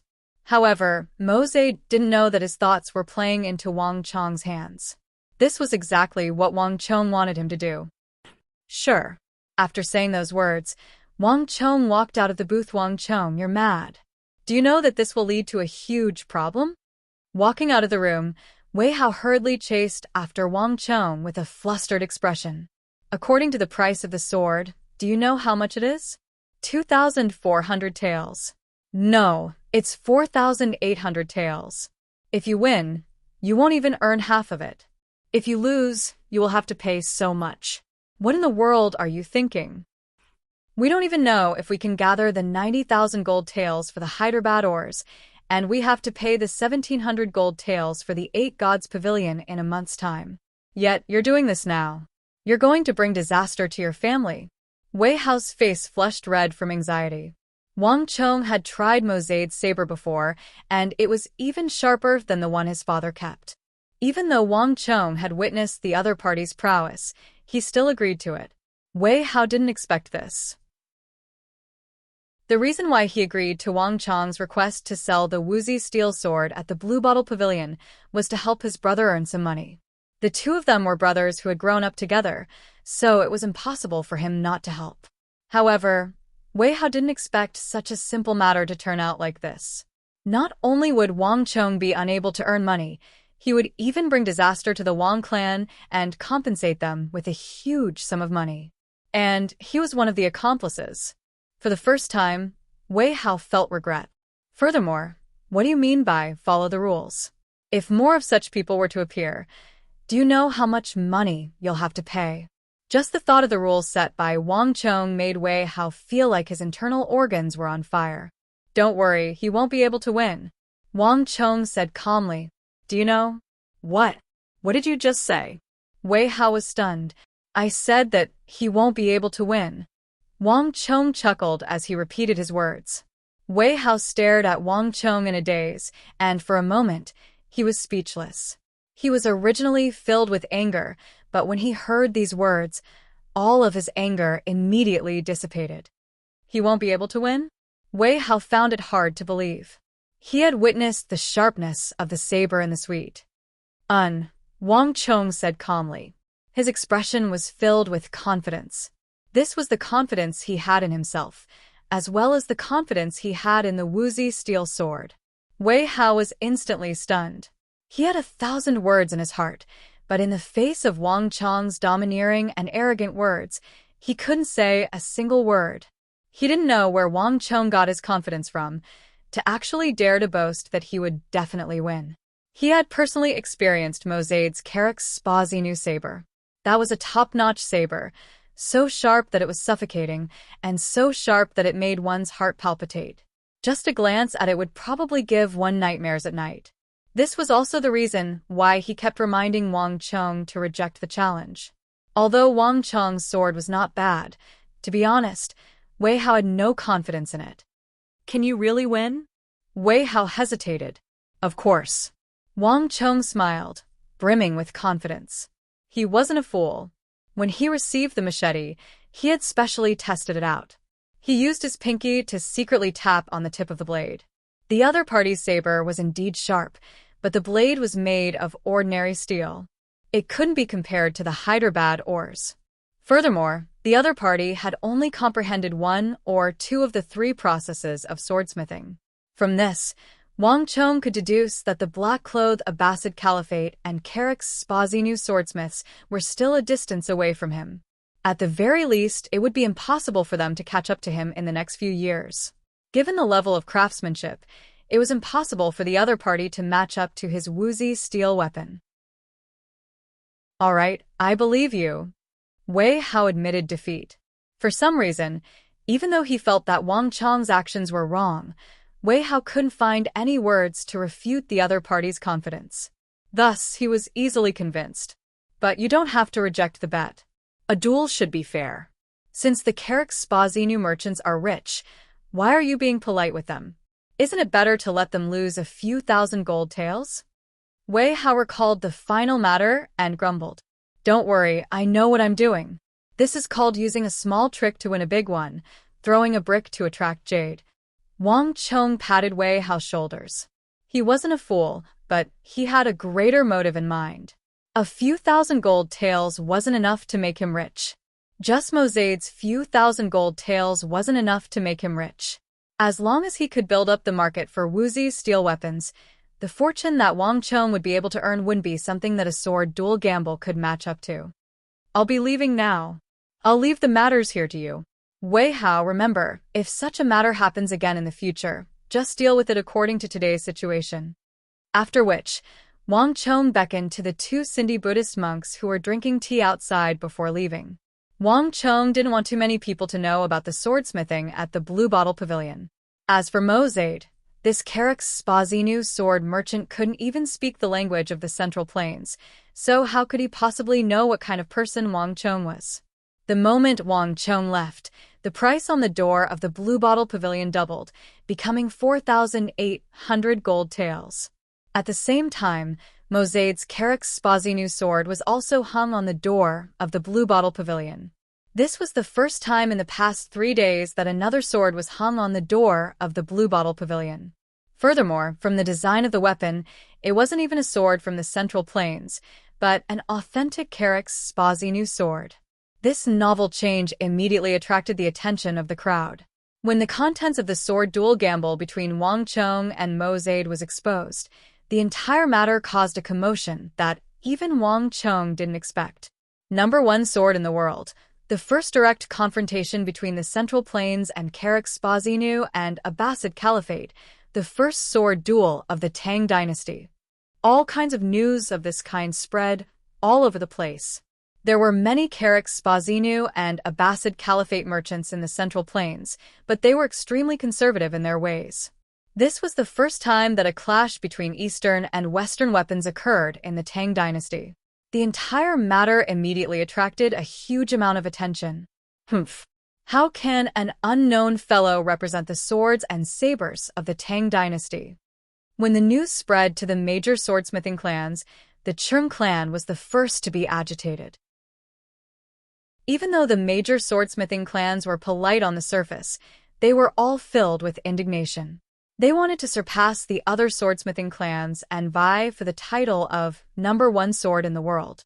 Just that, no one could have expected that a nameless fellow of unknown origin would take the lead. Initially, The major swordsmithing clans had a unified stand on the matter of the Blue Bottle Pavilion, and they didn't need to bother with such an insignificant matter. But now, everything was different. Chapter 53. Pass down my orders. Bring the best saber and sword in the clan to the Blue Bottle Pavilion as well. Let everyone witness what the best saber and sword is. Upon receiving the news, Elder Chung Yuqing of the Chung clan immediately issued an order. But Elder, that's 1,200 gold taels. The threshold for this duel was extremely high. A Chung clan disciple tried to remind him, but before he could finish his words, he was interrupted. "Humph, do you think that we will lose?" Chung Yuqing glared at him in displeasure. "I dare not." The Chung clan disciple hurriedly lowered his head in fear. Regardless of the background of that nobody who is trying to gain the limelight, this is our chance in this wagered fight. To use 1,200 gold taels to suppress the other clans and vie for the title of the #1 sword in the world. Where else can we find such an opportunity? In comparison, what is 1,200 gold taels? Chung Yuqing said. Regardless of whether it was the Chung clan, Zhang clan, Lu clan, or Huang clan, none of them dared to hold this duel. Otherwise, they would become the common enemy of the others. However, when the Blue Bottle Pavilion stepped forward, everything changed. This was a once-in-a-thousand-years opportunity. In the past, the Chung clan would inform the other clans of any news. However, this time, the Chung clan didn't tell anyone. Instead, they secretly sent a sword to the Blue Bottle Pavilion and hung it there. The same situation also happened. The Lu clan, Huang clan, and Li clan, which had several hundred years of heritage, secretly sent their swords to the Blue Bottle Pavilion. Everyone was suspicious of the other party's little tricks, but this time, no one pointed it out. Hee, even our great Gingjin Sword Pavilion only sells a sword for 600 to 700 gold taels. What right does that lad have to sell it for 400 to 500 gold taels in the capital? Even we don't dare to do such a thing. If that lad didn't set up such a rule, we wouldn't have taken the initiative to pay him a visit. But now, you asked for it. It wasn't just the few great swordsmithing clans. In the capital, the various large sword shops and great sword workshops were filled with dissatisfaction. Wang Chang's ostentatious behavior didn't affect the major swordsmithing clans, but the major swordsmithing shops and great sword workshops. Such an uninvited guest had already incurred the displeasure of the major swordsmithing clans. Go. Take out the treasure of our Gungjin Great Sword Building. Even if I can't obtain the title of #1 in the world, I'll make that guy bleed a little and teach him a lesson. In the capital, all of the great sword shops and great sword shops seemed to have come to an agreement. All of them took out their treasured swords and sabers and sent them to the Blue Bottle Pavilion. For this kind of sword and saber gamble, if one party won, it would be more than 4,000. If 10 parties won, it would be more than 40,000. This was enough for anyone or any faction to bleed. Regardless of the intentions of the crowd, with so many sabers and swords from the Central Plains participating in the dual gamble, the influence of the dual gamble grew stronger and stronger. Go! Let the Han of the Central Plains witness the prowess of our Abbasid Caliphate and Karak Spazinu. Don't look down on us just because this is the territory of the Central Plains. A large number of sword and saber merchants from the western region also joined in. The whole thing was like a rolling snowball, getting bigger and bigger and getting a little out of control. Even some swordsmithing clans, sword shops, and sword towers were attracted here. Humph! Do you really think that your swords and sabers are the #1 in the world? As the matter continued to fester, no one noticed an unprepossessing, full-bearded, brawny man standing among the crowd. Gazing at the swords and sabers on the pavilion, he sneered coldly. The Blue Bottle Pavilion wasn't some deserted alley. On the contrary, it was located in the vicinity of the Tang Dynasty's royal palace. There was a huge flow of people here, and those who came here were either wealthy merchants or martial arts experts. Such a huge matter had happened in the Blue Bottle Pavilion, and it immediately attracted the attention of many people. The full-bearded man was one of them. 10 years of forging a sword without anyone bothering about me, and I'll shock the world in a single day. After I forge that sword, I'll show you all what it means to be the #1 in the world." The eyes of the full-bearded man were filled with indignation. After taking a deep glance at the swords and sabers on the pavilion, the full-bearded man retracted his gaze. Without alerting anyone, he passed through the crowd and left stealthily. After leaving the city, he walked out of the wide official road, along the undulating mountains, and through the shrubs that reached his shoulders. He finally arrived at the peak of a remote mountain.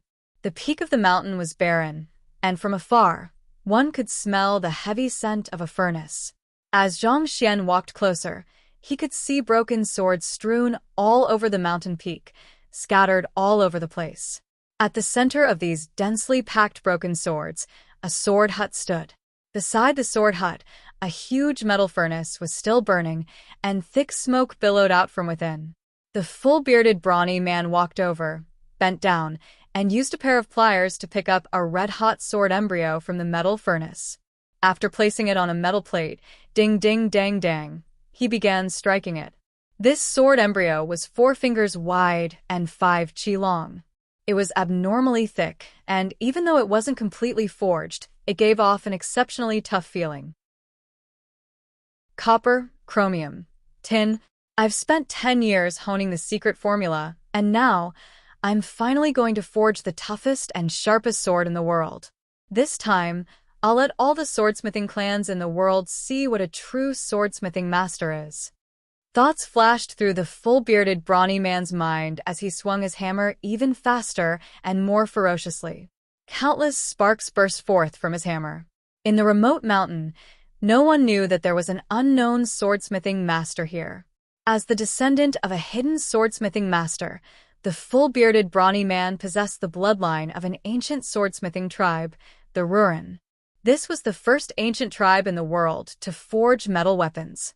Even though this tribe had long been annihilated in the annals of history, the full-bearded brawny man had successfully passed down an ancient Ruren secret formula.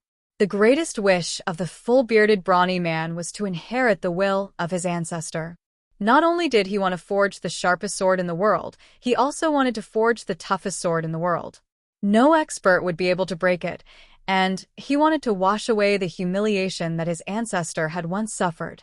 And this was his best chance. Ding ding dang dang. At the peak of the mountain, a raging gale blew, and a blazing fire rose several dozen zhang into the air. The fire continued to burn from dusk till dawn, never stopping. Late in the morning, the flames at the peak of the mountain finally died down. The full-bearded brawny man held onto his newly forged broadsword and walked out of the sword hut in satisfaction, leaving the mountain. At the same time, there was an additional sword in the Blue Bottle Pavilion. The commotion caused by the sword duel gamble in the Blue Bottle Pavilion continued to grow. In just a single day, the number of swords participating in the duel gamble reached more than 20, and this was the result of a selection process. Even the high price of 1,200 gold taels wasn't able to stop them. The 4 great swordsmithing clans in the capital, the swordsmithing merchants in the western regions, the sword shops and smiths in the capital, as well as some unknown swordsmithing experts. Wei Hao was already overwhelmed with work. He had never expected that the commotion would develop to such an extent. Mosade's appearance was like a fuse that ignited the entire weapon market in the capital. A large number of swordsmithing clans, smiths, and even foreign powers joined in. The entire matter was like a broken dam, unable to be stopped. Like a rolling snowball, the attention of more and more people gradually gathered in front of the Blue Bottle Pavilion. TSK. 4,800 gold taels. To think that it would become 4,800 gold taels. TSK. Count the number of swords on the pavilion, 20, 30. If he were to lose, he would probably lose all of his fortune and go bankrupt. Even if he were to go bankrupt, he would still be wearing his pants. That fellow has kicked a metal plate. The Zhang clan, Huang clan, Lu clan, and Huang clan, which one of them isn't a top-notch swordsmithing clan in the Tang dynasty? For this lad to challenge them to a sword duel gamble, isn't he just displaying his slight skill before an expert? What do you mean by overestimating the immensity of heaven and earth? This is what it means by overestimating the immensity of heaven and earth. The capital is filled with crouching tigers and hidden dragons. How can other places compare to it? If he wants to court death, what can you do? In front of the Blue Bottle Pavilion, the crowd burst into laughter. Even though the battle for the #1 sword in the world was a huge commotion, it was something that only sword merchants were concerned about. To these people, they were more concerned about something else.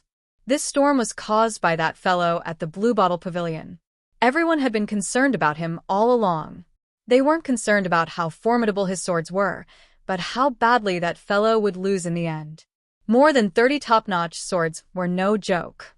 Just thinking about the identities of those people, they could really make one go bankrupt.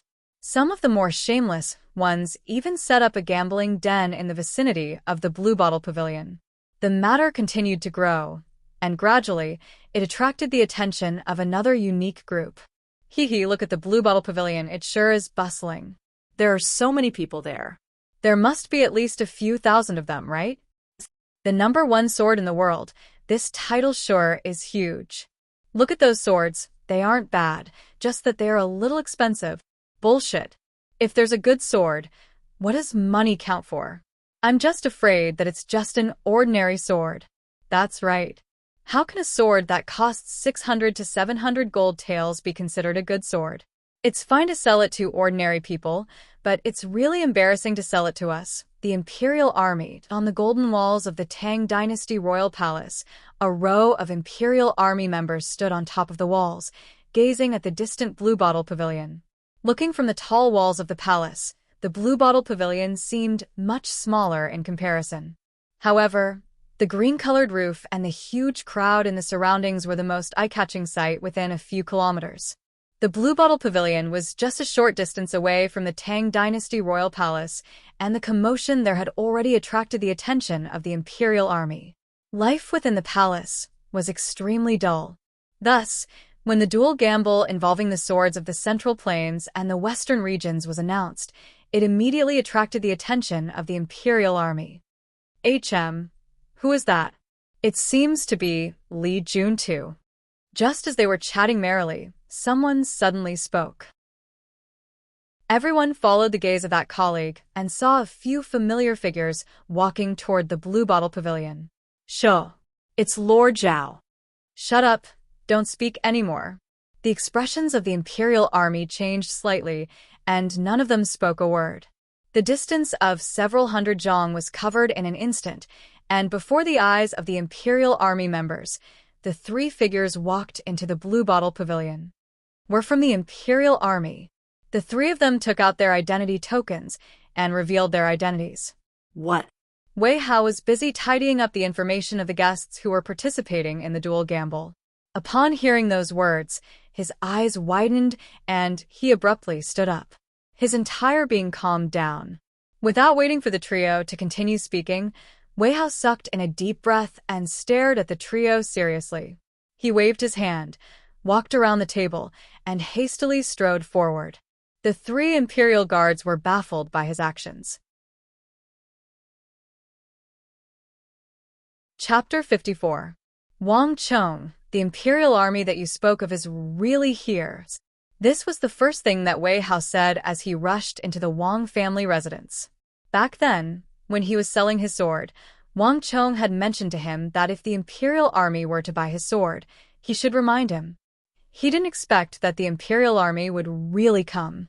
At the top floor of the Blue Bottle Pavilion, Wang Chong saw the Imperial Army that Wei Hao spoke of.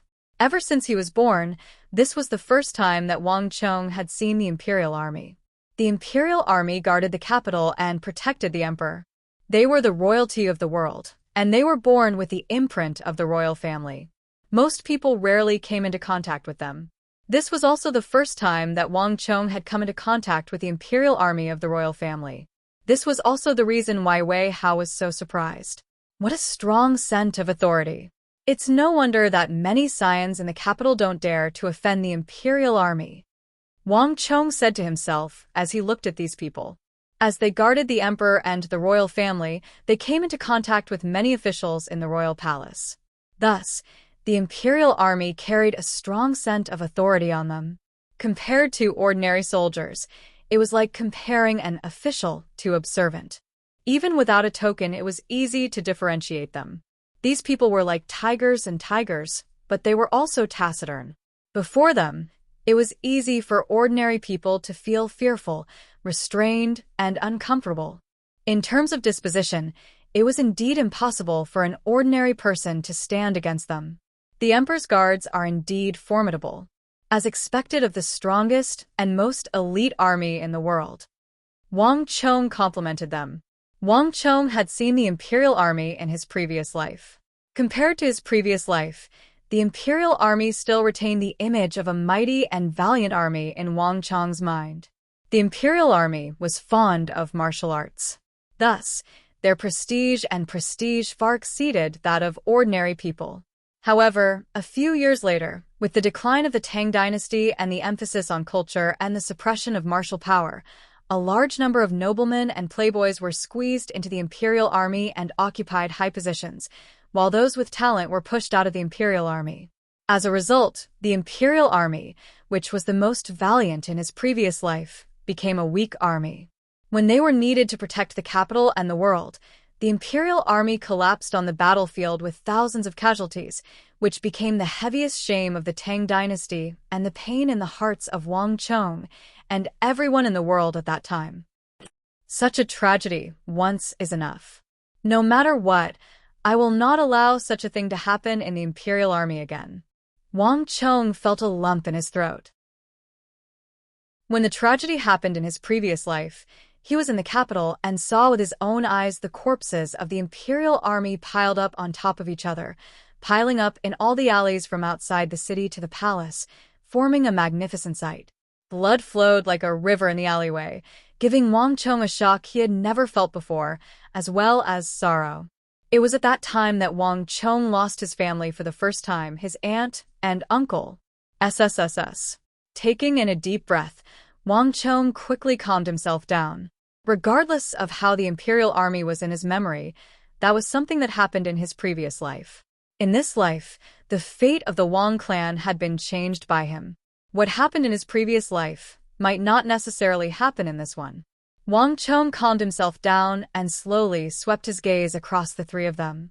When his gaze fell on the man who had a lightning-shaped scar on his glabella, his heart suddenly jolted.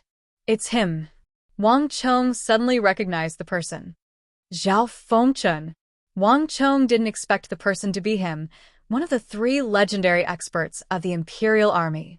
In his previous life, he was once the marshal of the imperial army.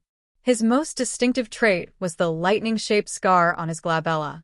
In his previous life, everyone said that Zhao Fengchen carried two sabers with him, one by his waist and the other by his glabella. It was through this that Wang Chong recognized him. Compared to the Zhao Fengchen in Wang Chong's memory, the Zhao Fengchen before him was clearly much younger. There was an air of inexperience about him, and he was far from the valiant aura he exuded in his previous life. But even so, this Zhao Fengchen had already displayed many outstanding traits. Of the three, his aura and might were clearly a notch higher. If he didn't remember wrongly, this Zhao Fengchen was probably a marshal of the imperial army, a top-notch figure in the imperial army. In the future, his achievements would be even greater. His future was truly bright. The position of the supreme commander of the imperial army was still waiting for him. To think that it would be him. Wang Chong's heart pounded furiously. This wasn't the reason why he remembered him. To Wang Chong, he had another more illustrious identity. The most famous Wuxi steel weapon collector in the Central Plains. In his previous life, all of the legends regarding the Wuxi steel were related to him. Zhao Fengchen was a typical martial arts fanatic. He was extremely interested in top-notch weapons, especially Wuxi steel weapons. Of the most expensive Wuxi steel weapons in his previous life, nearly a third of them came from his hands. Zhao Fengchen's interest in the toughness, sharpness, and unique patterns of Wuxi steel had reached a level of fanaticism. In his previous life, when the reputation of Wuxi steel weapons rose to fame in the Central Plains, Zhao Fengchen was the one who started it. Furthermore, The incomparably sharp Wuzi steel weapons, coupled with his outstanding cultivation, created the legend of him being the strongest in the Imperial Army. It's really like fishing and catching a big whale. The 108,000 pores on Wang Chong's body opened up, and he suddenly felt incomparably comfortable. This was fate.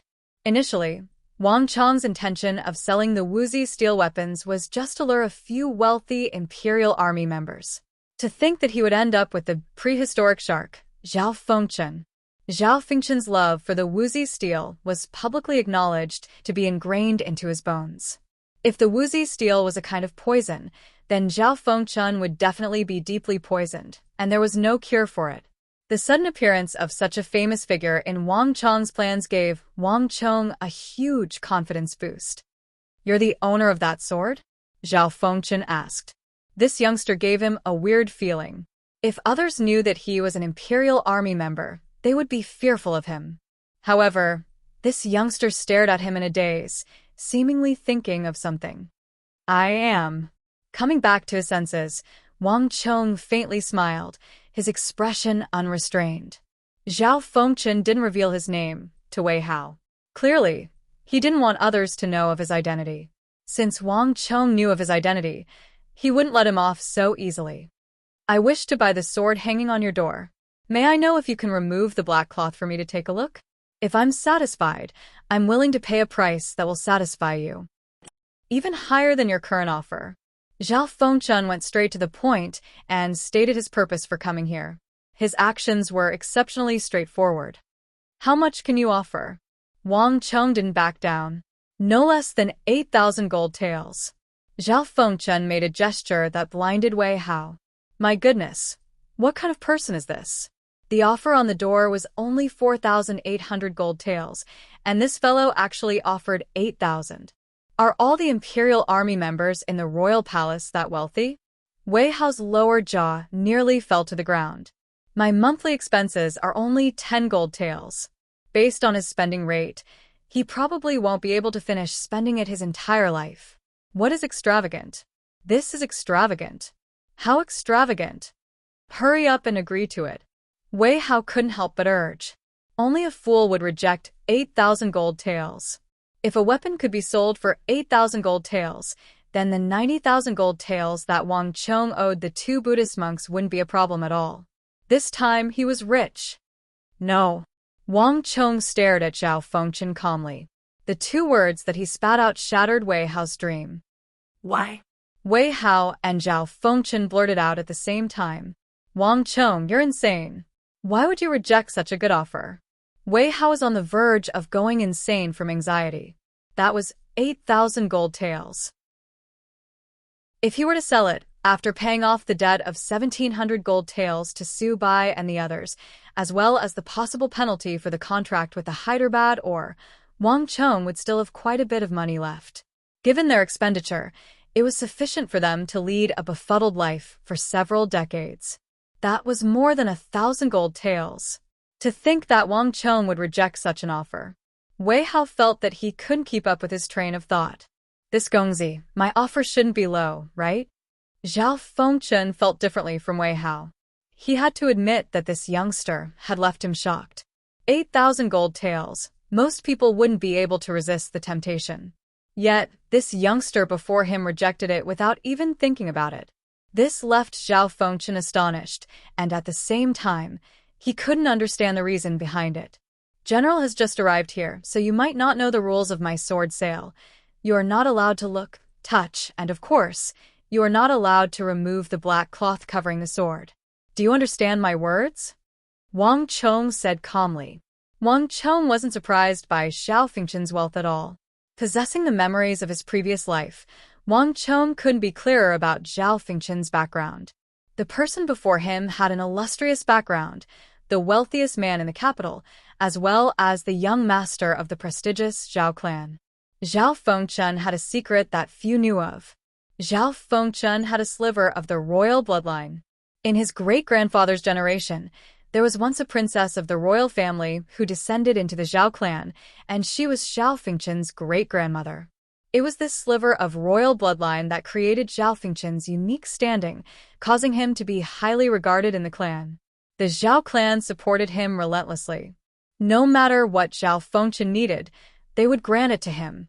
The reason why Zhao Fengchen was able to achieve so much in his later life, becoming the Grand Marshal of the Imperial Army at such a young age, was closely related to the support of the clan. The Zhao clan had always hidden this secret, and it was only many years later that it was revealed. The Zhao clan was said to be the wealthiest clan in the capital, and they were said to be the wealthiest clan in the capital. Regardless of whether it was to Zhao Fengchen or the Zhao clan, 8,000 gold taels meant nothing. Now was indeed the best time to do so. However, this wasn't what Wang Chong wanted.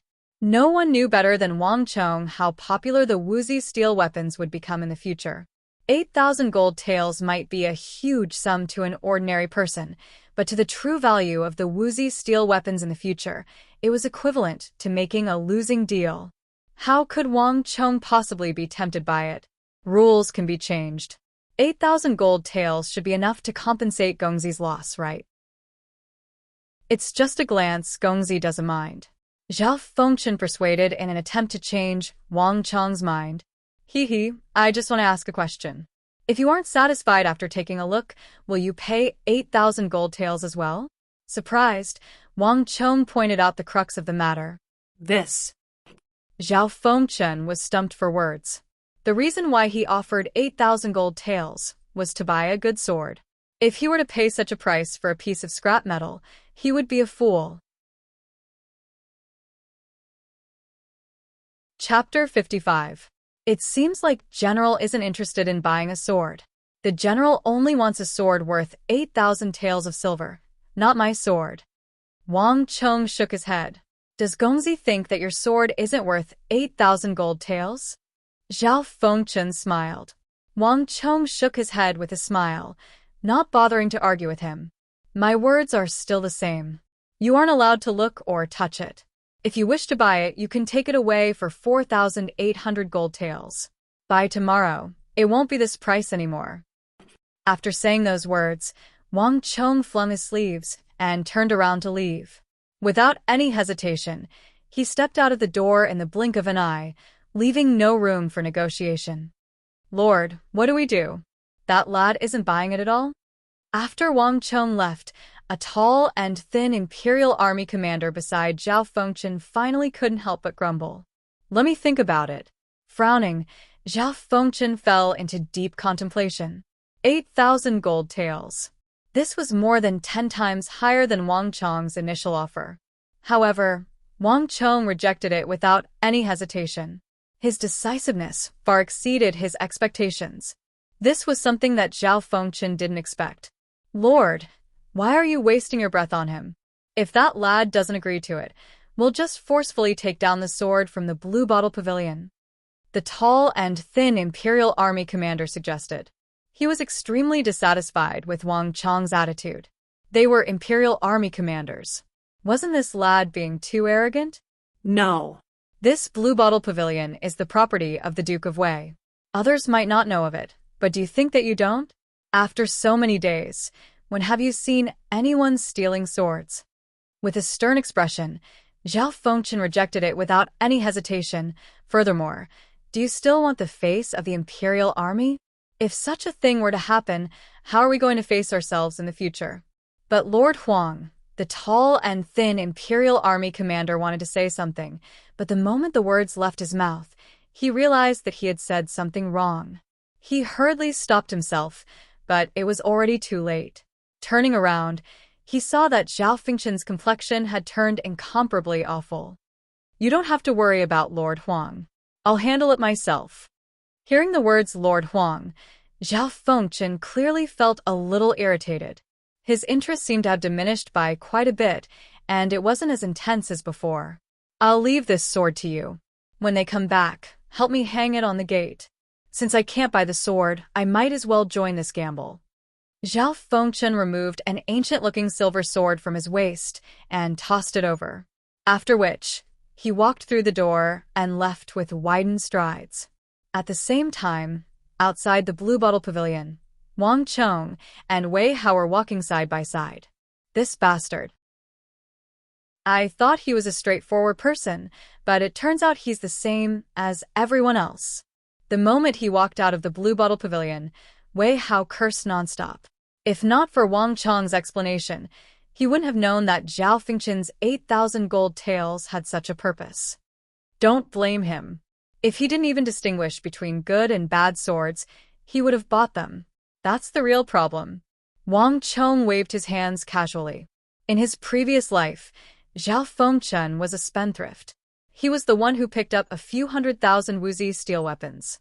Many people might have thought that he was a fool due to his wealth. However, the truth was the exact opposite. After interacting with Zhao Fengchen this time, Wang Chong could sense it. Even though Zhao Fengchen was a spendthrift person, what he bought was what he thought was the most valuable. Towards those worthless items, Zhao Fengchen wasn't any more generous than others.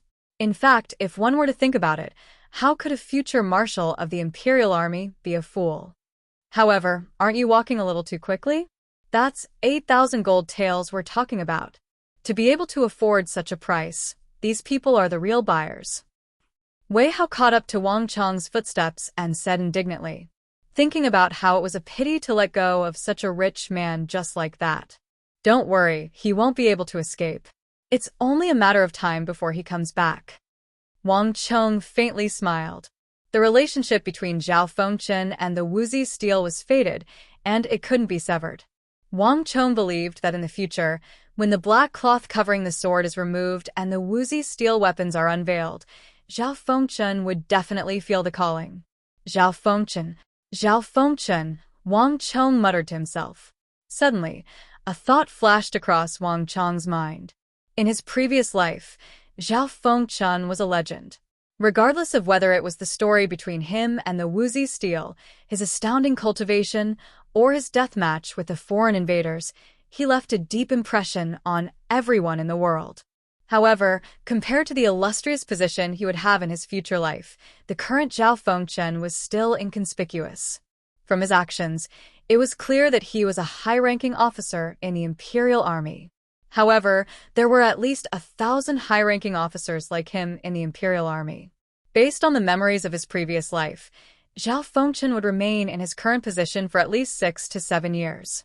And the reason for this situation was related to a nemesis of Zhao Fengchen's. Huang Xiaotian. A name flashed across Wang Chong's mind.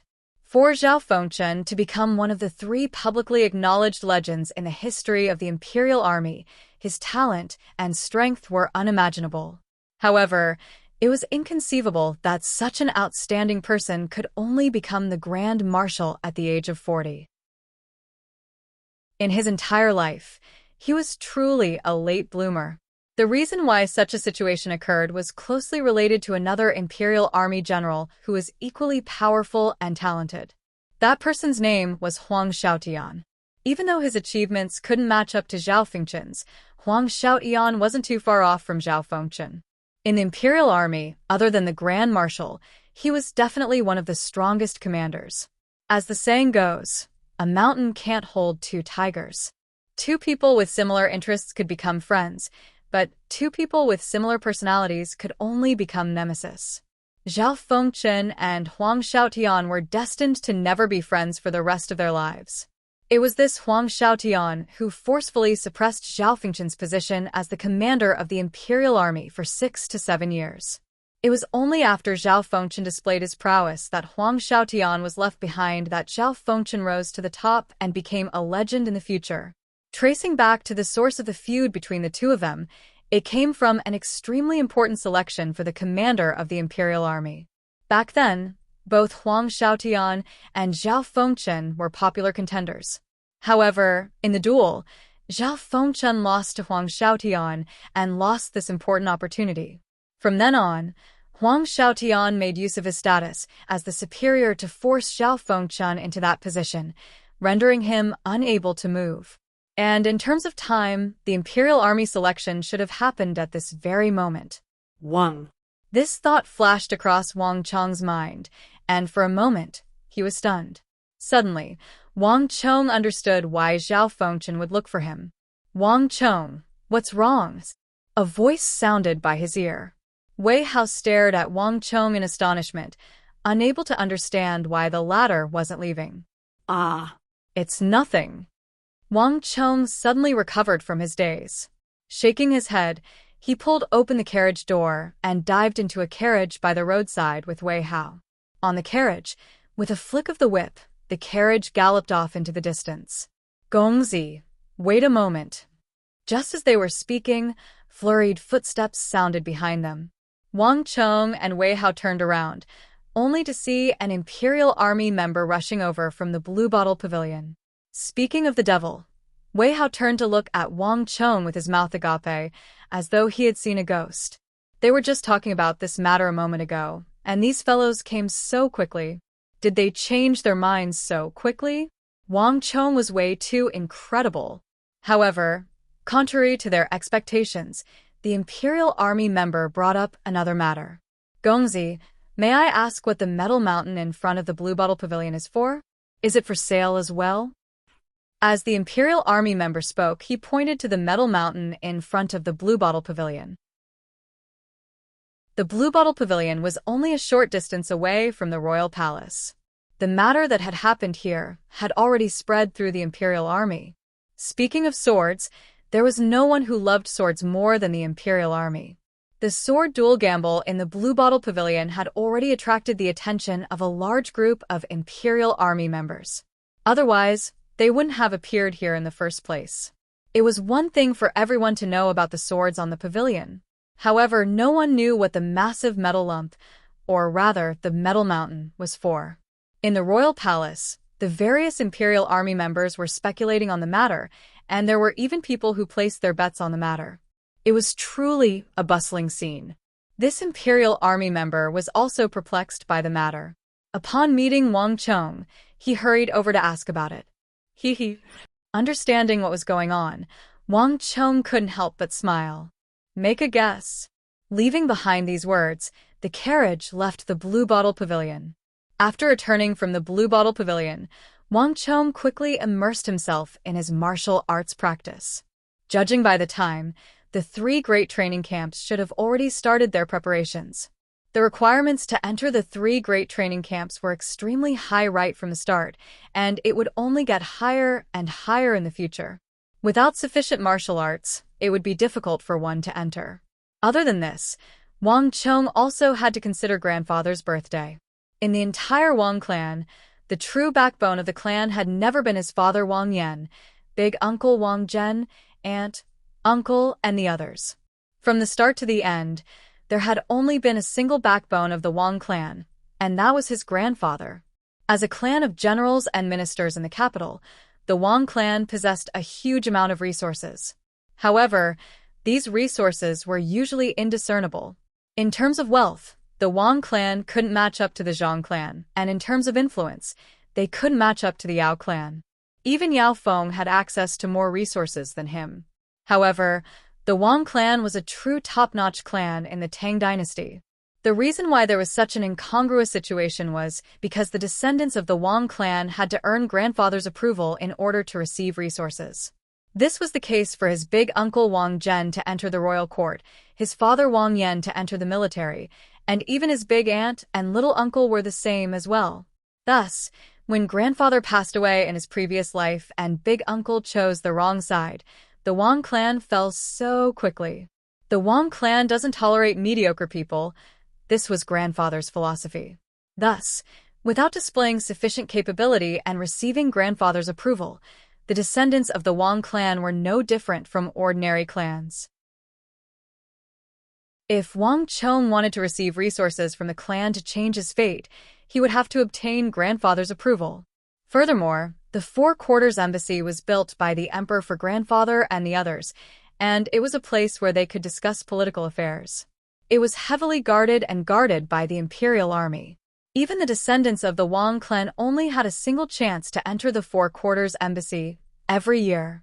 It was during grandfather's birthday. This was also Wang Chong's only chance in a year. Chapter 56. While Wang Chong was holed up in the Wang clan residence, another person in the capital was not idling around. How is it? Did you find anything? In the Duke of Su's mansion, Su Bai reclined on a rattan chair made of golden threads, fiddling with a green thumb ring between his fingers, twirling it around. Behind him, two delicate and pretty girls were fanning themselves nonstop. During his stay in the Duke's Su residence, Su Bai had not been idle for even a moment. Wang Chong's affairs were constantly turning over in his mind. The Yao clan had allied with King Qi, and old Master Yao's methods were unfathomable. If the Su clan wanted to hitch a ride on the Yao clan and King Qi's boat, they had to hurry. As for Wang Chong, it was Su Bai's gift to Yao Feng, as well as the Su clan's gift to the Yao clan. As long as this matter was done well, his relationship with Yao Feng would grow even closer. As the future successor of the Su clan, as long as he could maintain a good relationship with Yao Feng, the relationship between the Su clan and the Yao clan wouldn't deteriorate. As for the Yao clan's recent setback, Su Bai didn't pay much attention to it, nor did he know what was going on. To Su Bai and the Su clan, as long as the Yao clan's old master Yao was still standing, this matter wasn't a big deal.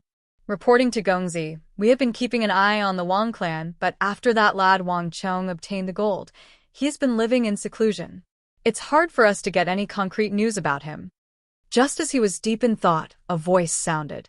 In front of Su Bai, a tall and skinny scout in his 20s bowed respectfully and reported his findings. Living in seclusion? Su Bai recovered from his daze and frowned. This wasn't in line with his expectations. After borrowing so much money, shouldn't a profligate scion like Wang Chong go out to indulge in debauchery and extravagance? Living in seclusion wasn't in line with his style. Yes, we've observed him, and in the past month, he has only gone out 7 to 8 times. Furthermore, there were a few times where he went out because there were too many people in the city. The other times, he went to look for Wei Hao. The tall scout said. There were many spies like him in the Su family. The tall and thin man was just one of them.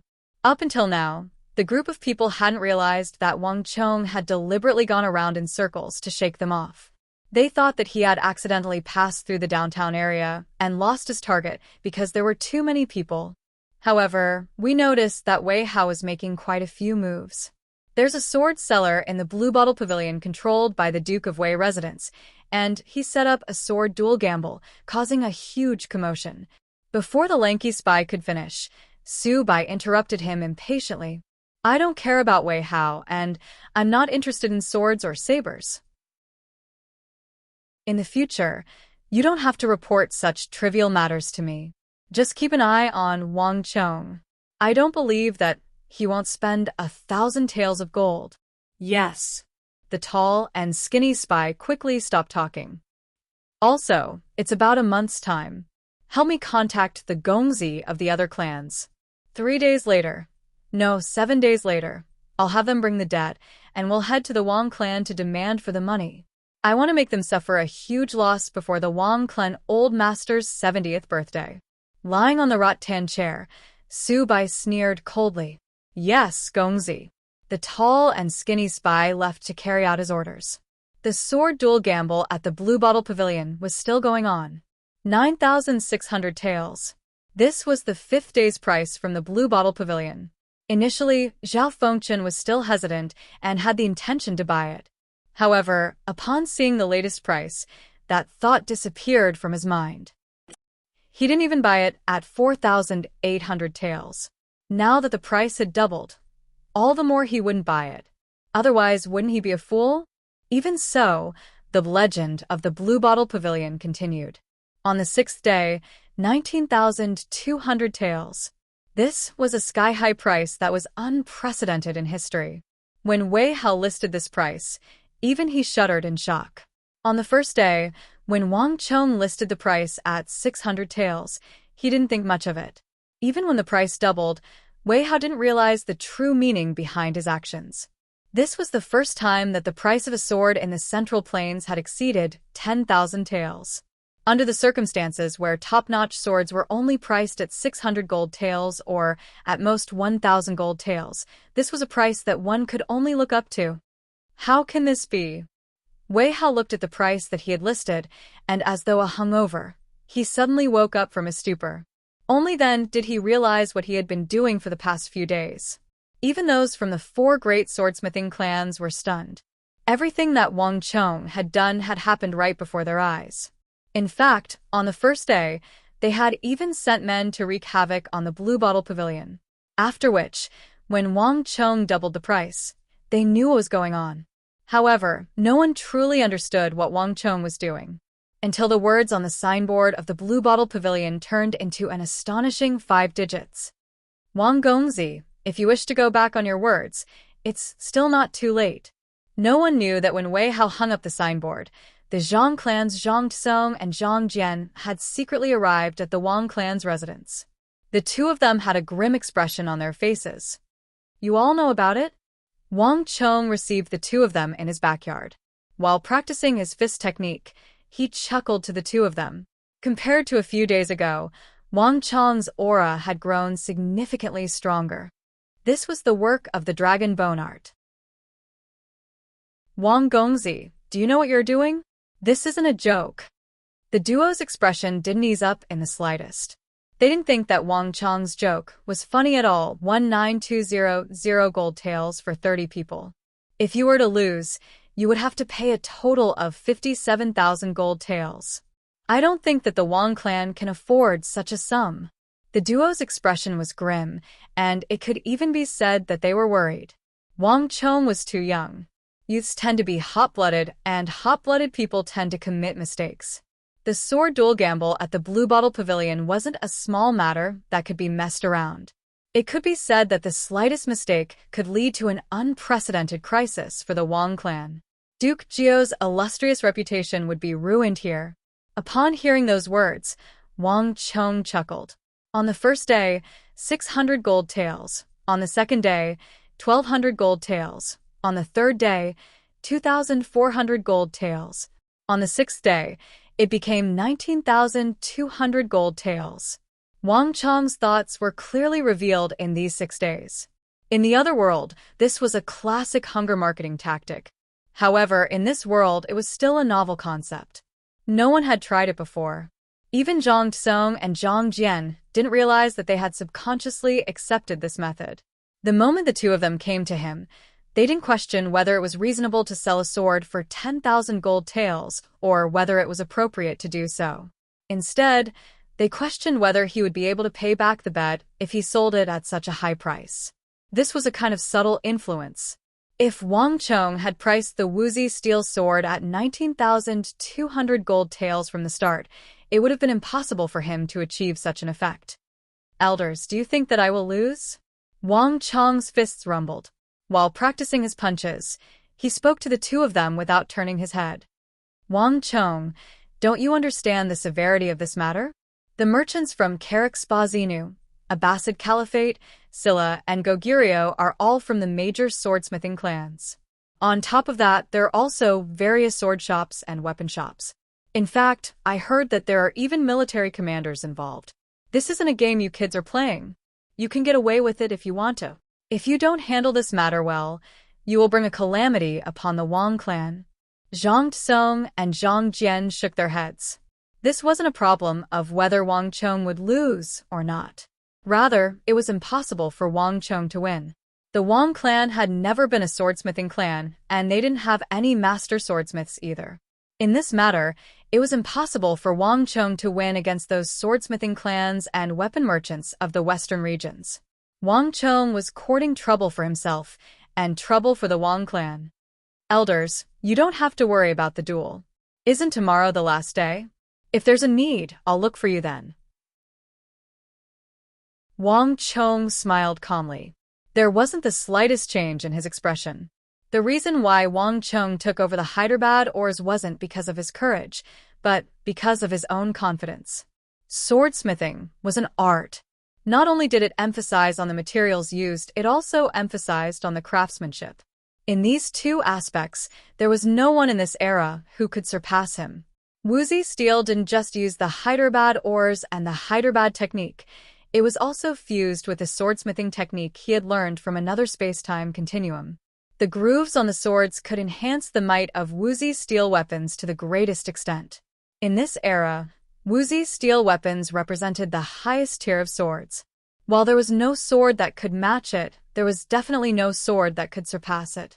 At the very least, it was impossible for such swords to originate from Charax-Spazinu, Abbasid Caliphate, Goguryeo, Nanzhao, and the four great swordsmithing clans in the capital. Wang Chong had this confidence, which was why he dared to accept the duel. However, it wasn't convenient for Wang Chong to tell Zhang Song and Zhang Jian about this. Sai, Wang Gongzi, no matter when you have thought it through, you can look for us before noon tomorrow. As long as you hand over the contract for the Hyderabad ores to us, we will try our best to minimize your losses. Even though our Zhang clan's swords and sabers might not be the best in the world, there aren't many who can defeat us. This way, we can more or less be of help to you. The two of them sighed deeply. Their hearts were filled with worry. Wang Chong was still too young, and it was easy for him to be impetuous. When impetuous, it was easy for him to act rashly and disregard the consequences. The sword duel gamble at the Blue Bottle Pavilion was the best proof. However, it was a pity that it was impossible for Wang Chong to listen to their advice. Let's hope that this matter doesn't implicate too many people. A child who doesn't know the immensity of the heavens and earth. I can only hope that the Wang clan doesn't suffer too much of a blow. Zhang Song and Zhang Jian heaved a long sigh before bidding their farewells, and leaving this Zhang clan might be a good partner to work with in the future. After Zhang Song and Zhang Jian left, Wang Chong stood in the garden and muttered to himself, deep in thought.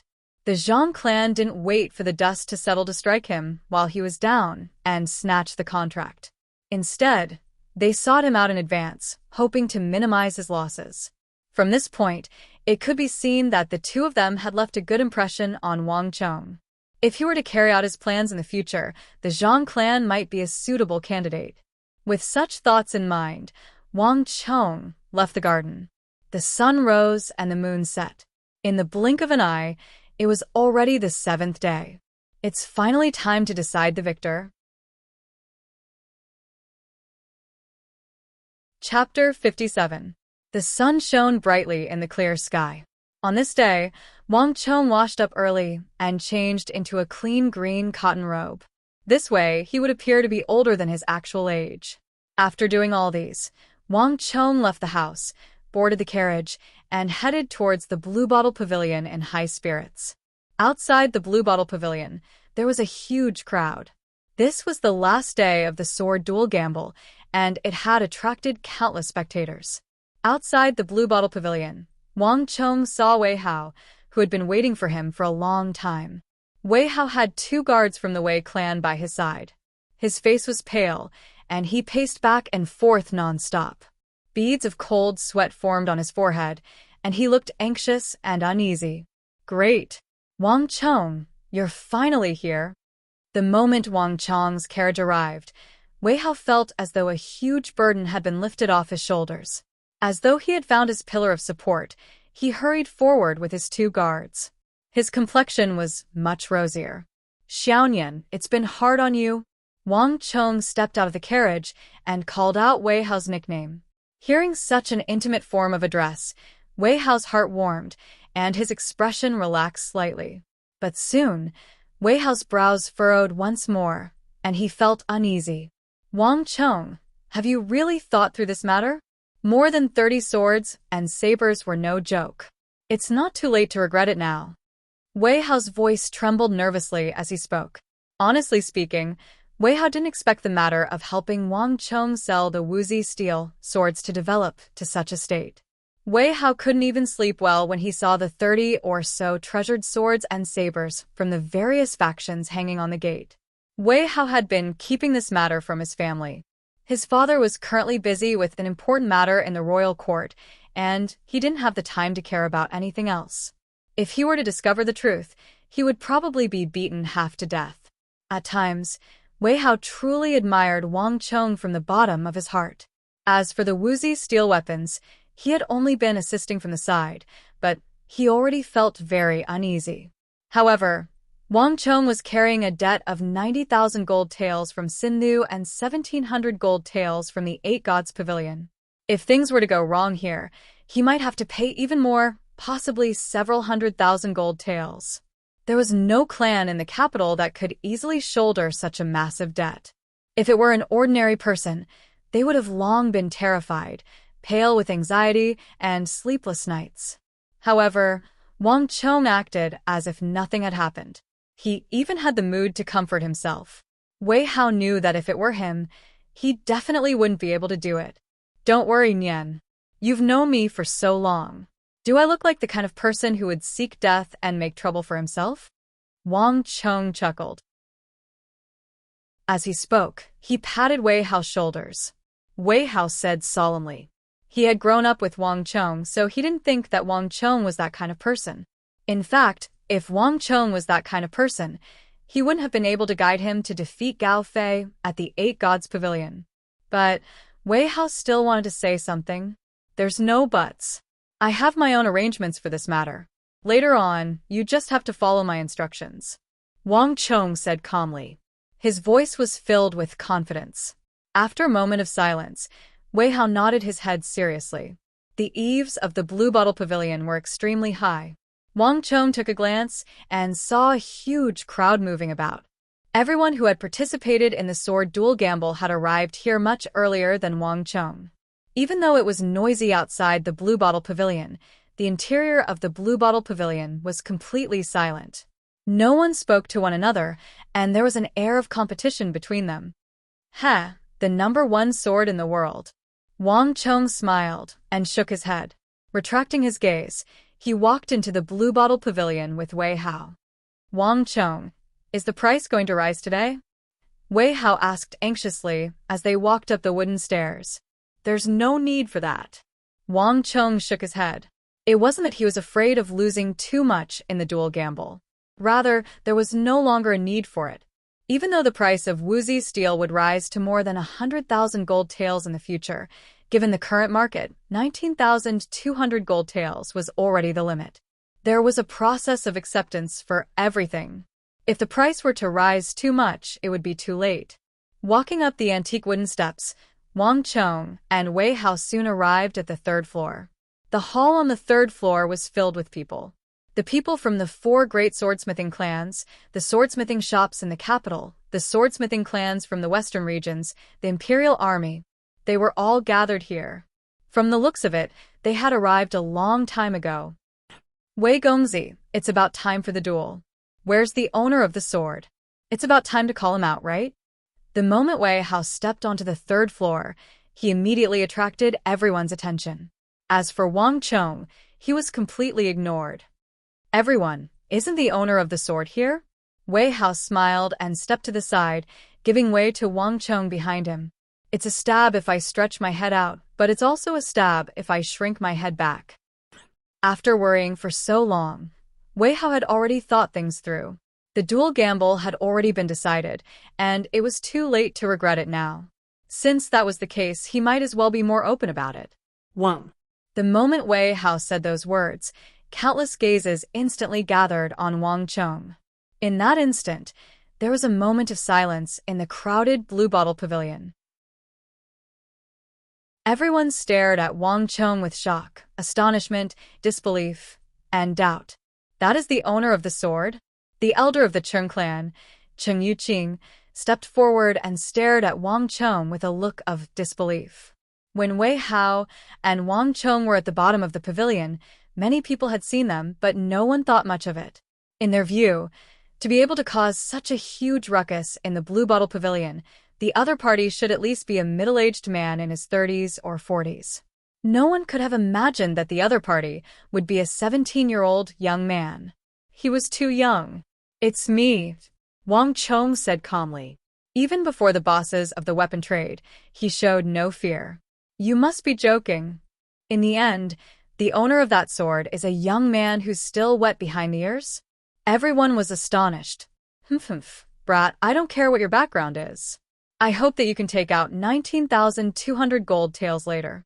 Amidst the eerie voice, a figure walked out. Head shopkeeper Luo of White Tiger Great Sword Pavilion glared at Wang Chong with hostility. Together with him, the other great sword shops and great sword shops stared at Wang Chong as well. Wang Chong sold his swords at the Blue Bottle Pavilion at a different price every day, and this had a huge impact on the other sword shops in the capital. This was especially so for the great sword shops and great sword shops. They were deeply humiliated.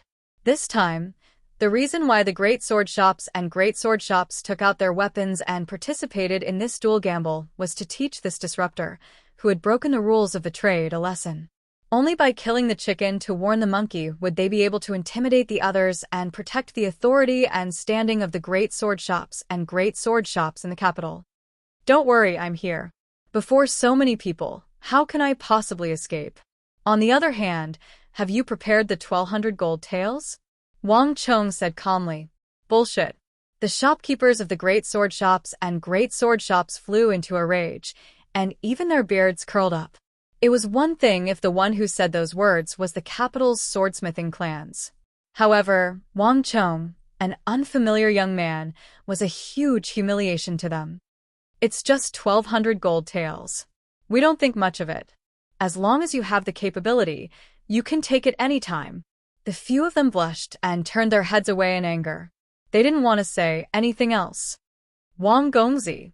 Making use of the moment when everyone's attention shifted away from Wang Chong, Zhang Tsong and Zhang Jian hurriedly pulled Wang Chong to the side and whispered, "It's still not too late if you want to back out.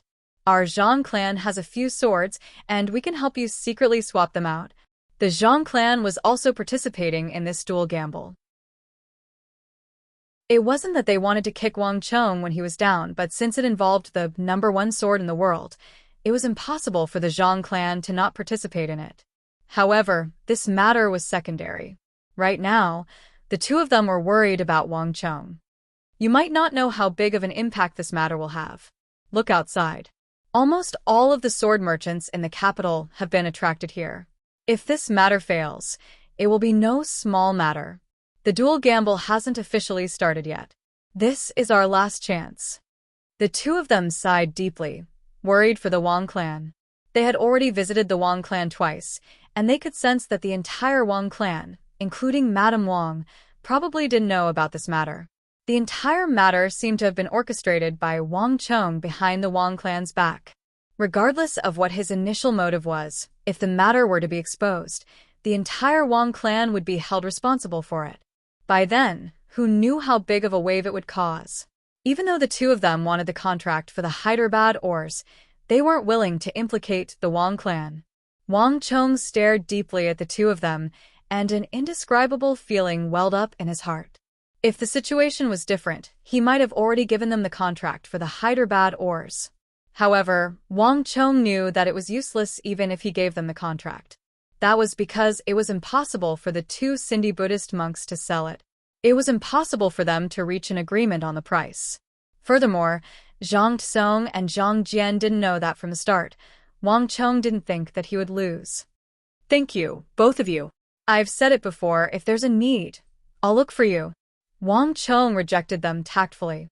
Sigh. The two of them sighed deeply. They knew that it would be difficult to convince Wang Chong.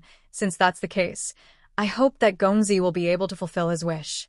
Turning around, the disappointment in their eyes couldn't be concealed. Wang Chong stared at the back of the two of them silently. The truth was always grasped in the hands of the few. The two of them still felt that he had brought a huge disaster to the clan, but when they witnessed the true might of the Wuzi steel, they would change their minds. Wang Chong lifted his head. The sun was slowly rising, and it wasn't far from the peak. It's about time, Wang Chong thought. With a flick of his robe, he walked toward the railing. Boom. Chapter 58. Look, it's starting. Haha. The person who provoked the 4 swordsmithing clans is actually a youngster in his teens. After waiting for so many days, the black cloth is finally going to be unveiled. I wonder what sword is worth 10,000 gold taels. It's not 10,000 gold taels, it's 19,200 gold taels. If he were to lose, he would have to compensate that much each of them. Heavens! Wouldn't he be making a huge loss then? Of course. Do you think that the 4 great swordsmithing clans of the capital are that easy to provoke? What a pity for that fellow, outside the railing, A huge crowd could be seen, and a huge commotion could be heard. After 7 days of marketing, everyone's curiosity toward the sword hanging at the entrance of the Blue Bottle Pavilion had reached its peak. What kind of treasured sword was it that no one was allowed to look at or even touch? What kind of treasured sword was it for it to have the guts to set an unprecedented price tag of 10,000 gold taels? And now, it was finally time for the answer to be revealed. Everyone, are you all ready? As Wang Chong listened to the rumbling of mountains and seas, he turned around and looked at the people in the building. If anyone wishes to buy it, 19,200 gold taels, this is your last chance. Boom. The only response to Wang Chong's words was a burst of laughter. Even the elder of the Cheng clan, Cheng Yuqing, couldn't help but laugh. At the start, no one was willing to buy a sword with a starting price of 600 gold taels. Now that the price had doubled to 19,200 gold taels, there was even less reason for anyone to buy it. Otherwise, wouldn't they look foolish? Young man, you do have a sense of humor. However, you should take off your sword and remove the black cloth on it. That's right, let everyone see your sword, which is worth 19,200 gold taels. Someone chimed in, and the people in the building burst into laughter again. Don't spout nonsense, what 19,200 gold taels? It's double today, right? Right. It's 38,400 gold taels now. Whoever dares to spout nonsense, I'll teach him a lesson. Lad, there are so many people here. You can't be thinking of escaping, right? Hee, do you think that he can escape? The Blue Bottle Pavilion was filled with ridicule, and laughter. The gazes from all directions did not conceal the contempt and disdain in their hearts. Only Mo Zaid and Zhao Fengchun remained silent. The two of them looked at Wang Chong thoughtfully. Wang Chong, is there really no problem with this? Wei Hao's face turned pale again as he listened to the ridicule in his ears. Don't worry. Wang Chong patted Wei Hao's shoulders heavily as he spoke without hesitation. For some reason, Wei Hao suddenly felt a lot better when he heard the determination in Wang Chong's voice. Very good. Since no one wants to buy it, let's start the sword duel gamble now. Wang Chong raised his head and said, Wait. All of a sudden, a voice sounded. Wang Chong raised his head and saw a familiar figure walk through the crowd. Yellow Dragon. Wang Chong and Wei Hao's eyelids twitched as they recognized the other party. This person was none other than Huang Jiao of the Huang clan, the one who caused trouble the other day, saying that Wang Chong was playing to the crowd and chasing the crowd away. Hee, lad, it's true that you're the one who proposed the sword duel gamble. However, there should be a set of rules for sword and saber duel gambling. Huang Jiao sneered coldly. He didn't have a good impression of Wang Chong, so he didn't bother speaking politely. What are you trying to say? Wang Chong asked calmly. With so many sword duels, are we going to just slash randomly?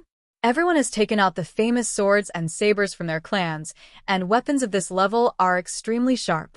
Even if one were to win in a duel, it would leave behind some scratches and dents. If that's the case, there wouldn't be any meaning in winning. Thus, I have an idea. Why don't everyone report the sharpness of their weapons and see how much they can cut into the metal? This way, those who aren't sharp enough can back down.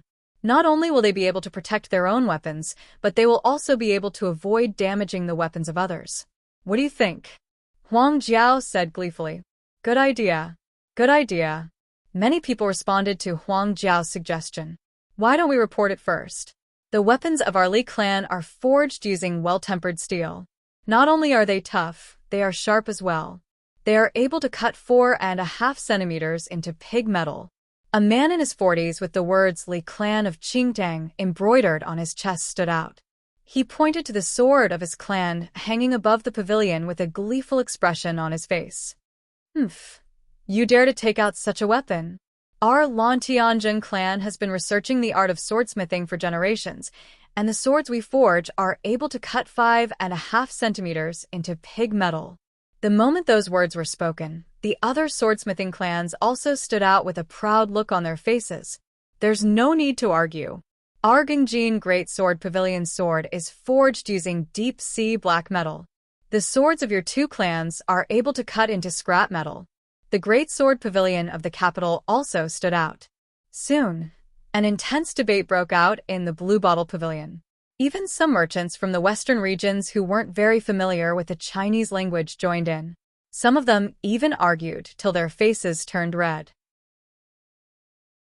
Wang Chong could hear clearly that even though these people were arguing intensely, the sharpness of their swords wouldn't exceed 5 inches. That was to say, their swords could only cut 5 inches into pig metal. Even so, these people were gleeful and their noses were about to reach the heavens. After coming to this conclusion, Wang Chong sneered in disdain. These prestigious clans had been living in peace for too long. When they see their own swords, they would know what a true treasure sword is. There's no need to argue. There's no need to go through so much trouble. Wang Chong's voice suddenly sounded in everyone's ears. Before he finished his words, he immediately patted Wei Hao's shoulders. The latter understood Zhang Xian's intentions and leaped forward. As though a cannonball, he leaped over the railing of the 3rd floor of the Blue Bottle Pavilion and grabbed the Wut's steel sword wrapped in black cloth. Clang! The crisp cry of a sword reverberated in the air, and a cold gleam flashed in midair. Before anyone could react, Wei Hao had already become one with his sword, and as though a meteor, he plummeted from the sky, smashing into the metal mountain in front of the Blue Bottle Pavilion. Hong long long.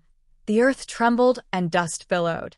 This action was so sudden that the bustling crowd outside the Blue Bottle Pavilion was the first to notice this sudden change, and it immediately quietened down. Clang, clang, clang. Amidst the billowing smoke and dust, a series of metal clanging sounds came from behind Wei Hao. More than 20 treasured swords and sabers that had been hung on the gatehouse to participate in the sword and saber gamble were all cut in half. The tips of the swords and sabers all fell from the sky and stabbed into the ground. Then, with a loud boom, amidst the billowing dust, the heavy metal mountain, which was at least the height of a human, suddenly split into 2 and fell to the ground. The cut was as smooth as a mirror. Wang! Outside the Blue Bottle Pavilion, upon seeing this sight, the massive crowd was dumbfounded. The crowd was silent, not a single sound could be heard. Following which, the crowd in the Blue Bottle Pavilion, who was in the midst of an intense debate, also noticed this sight. All of them stood on the pavilion with their mouths agape, unable to utter a single word. Pada. Mozart had been toying with a green thumb ring with a ruby embedded on it, but at this moment, he didn't even realize that his thumb ring had fallen to the ground. Silence. Deathly silence. In that instant, the entire Blue Bottle Pavilion was deathly silent. Everyone's mind was blank, and they were shocked speechless. Wang Chong had used the most unexpected method to give everyone an earth-shattering shock. Boom! After a brief moment of silence, the crowd finally reacted. Suddenly, a burst of earth-shattering cries of surprise broke out. Heavens! What did that fellow do? He actually split apart a metal mountain. How many CUN is that? 50 CUN? 100 CUN? How can there be such a formidable sword in the world? It's not just that metal mountain. Look at the swords and sabers on the Blue Bottle Pavilion. They are all famous sabers, and every single one of them is a godly weapon that can slice through a hair. He actually managed to split more than 10 of them in a single breath. How can there be such a fearsome weapon in the world? This sudden sight sent everyone into a frenzy. For the past 7 days, everyone had been looking at Wang Chong as a joke. In fact, there were even some who secretly mocked him for being a fool. No one thought that Wang Chong would win this sword duel gamble. After all, only a handful of swordsmithing clans possessed top-notch smithing skills. However, no one could have imagined that Wang Chong would win this sword duel gamble. Wang! In the Blue Bottle Pavilion, the weapon merchants stared at Wang Chong, and they were even more shocked than the crowd outside. The jaws of the elders of the Cheng, Li, Huang, and Lu clan were about to drop to the ground. How is this possible? The hearts of the 4 great swordsmithing clans were in turmoil. Before this duel gamble, the 4 great swordsmithing clans had been mocking Wang Chong for trying to please the crowd. In fact, the four great swordsmithing clans even treated this as an opportunity to display their treasured swords. However, no one could have imagined that their swords would be broken by Wang Chong instead. My saber. This is impossible. Suddenly, a scream sounded. In the Blue Bottle Pavilion, the shopkeeper of the White Tiger Great Sword Pavilion suddenly leaped down to the ground. Picking up the tip of the saber, he let out a shrill scream. His face was pale, and he looked as though he was about to cry. That was the treasure of the White Tiger Great Sword Pavilion. To think that it would be cut into two just like that. This was simply unacceptable. No, impossible. He's just a 15-year-old child. How could he have learned such a formidable swordsmithing technique? Furthermore, it's such a sharp sword. Zhang Tsong and Zhang Jian were dumbfounded by the sight before them. Of all of them, they were the only ones who knew Wang Chong's background the best. This was also the reason why the shock that Wang Chong gave them was the greatest. Duke Jiu's lineage didn't have any swordsmithing techniques. Even if one were to beat them to death, they wouldn't be able to imagine where Wang Chong learned such a formidable swordsmithing technique from. In that instant, the duo suddenly realized that they had underestimated Wang Chong, and it was a huge underestimation at that. I'm afraid that the matter regarding the Hyderabad ores will be in trouble. In that instant, the same thought flashed across the duo's mind. Chapter 59. Before today, this storm was nothing more than a farce to them. From the start to the end, they didn't think that Wang Chong would win. In fact, just a moment ago, they were still trying to persuade Wang Chong to give up on the duel gamble. Thus, the Zhang clan was willing to use their own swords in place of Wang Chong's, thus minimizing his losses. The two of them even thought that as long as Wang Chong passed the contract for the Hyderabad ores to the Zhang clan, they could help the Wang clan to minimize their losses. Yet, the only thing that they didn't expect was for Wang Chong to win. In the Blue Bottle Pavilion, Huang Jiao was dumbfounded. A moment ago, he was still speaking eloquently, encouraging everyone to conduct the duel gamble as a civil duel. But in the next moment, the fellow whom he said to be trying to impress the crowd on the first day used a clean slash to sever more than a dozen swords, displaying his overwhelming strength. Who in the world is that fellow? In that instant, Huang Jiao felt a chill rising from the bottom of his feet to the top of his head. The entire Blue Bottle Pavilion was deathly silent. In stark contrast, the area outside the Blue Bottle Pavilion was bustling with activity.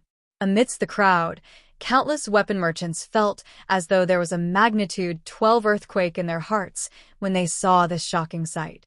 The sword duel gamble in the Blue Bottle Pavilion had attracted almost all of the weapon merchants in the capital. In the past few days, even though the duel hadn't started yet, everything related to the sword duel gamble had been thoroughly investigated by the crowd. The swords and sabers hanging in the Blue Bottle Pavilion were arranged according to the standing of the powers behind them. Even though Wei Hao's slash had only severed more than a dozen swords, without exception, they were the sharpest and most illustrious weapons in the Blue Bottle Pavilion. Every single one of them came from prestigious clans. But before Wang Chong's woozy steel sword, all of them broke. What kind of sword is that? How could it be so formidable? Everyone was astonished. Putting aside the swordsmiths and smiths of various sizes, even the top-notch swords of the Huang, Lu, Cheng, Zhang, and other prestigious swordsmithing clans were destroyed as well. This was something that no one had dared to imagine before. In that instant, time seemed to have stopped. Everyone's gazes were gathered on the Blue Bottle Pavilion, on the woozy steel in Wei Hao's hands. Under the bright sunlight, everyone saw the world's first real woozy steel weapon for the first time. It was a strangely shaped long sword that was about 3 feet long. It had a gorgeous silver appearance, as if it had been plated with mercury. On its surface, there were strange silver patterns that other swords didn't have. They were like flowing water, exceptionally beautiful. The long sword was extremely sharp. After cutting through more than a dozen famous swords, the body of the sword was not damaged at all. There was not even a scratch on it. It was unbelievably hard. Not only so, the black cloth covering the scabbard was also torn apart by Wei Hao, revealing a black scabbard. From the side, one could see that the inner layer of the scabbard was made of precious golden-threaded Jinan wood, and the outer layer was made of black whale skin. The two of them were sewn together with gold and silver threads, making it look noble and elegant. Also, different from the other swords sold in the market, the scabbard of this long sword was inlaid with red agate, coral, and green turquoise stones. These gems weren't simply inlaid on the scabbard. Instead, according to a certain aesthetic pattern, an elegant plum blossom was inlaid on the scabbard. In that instant, everyone was stunned by the beautiful scabbard. This was especially so for the swordsmiths in the crowd. Their mouths were agape, unable to say a word. No one had ever spent so much effort on a scabbard before. It was clear that a lot of time had been spent on the inlaying of the gems. To the swordsmiths of the Central Plains, this was something unimaginable.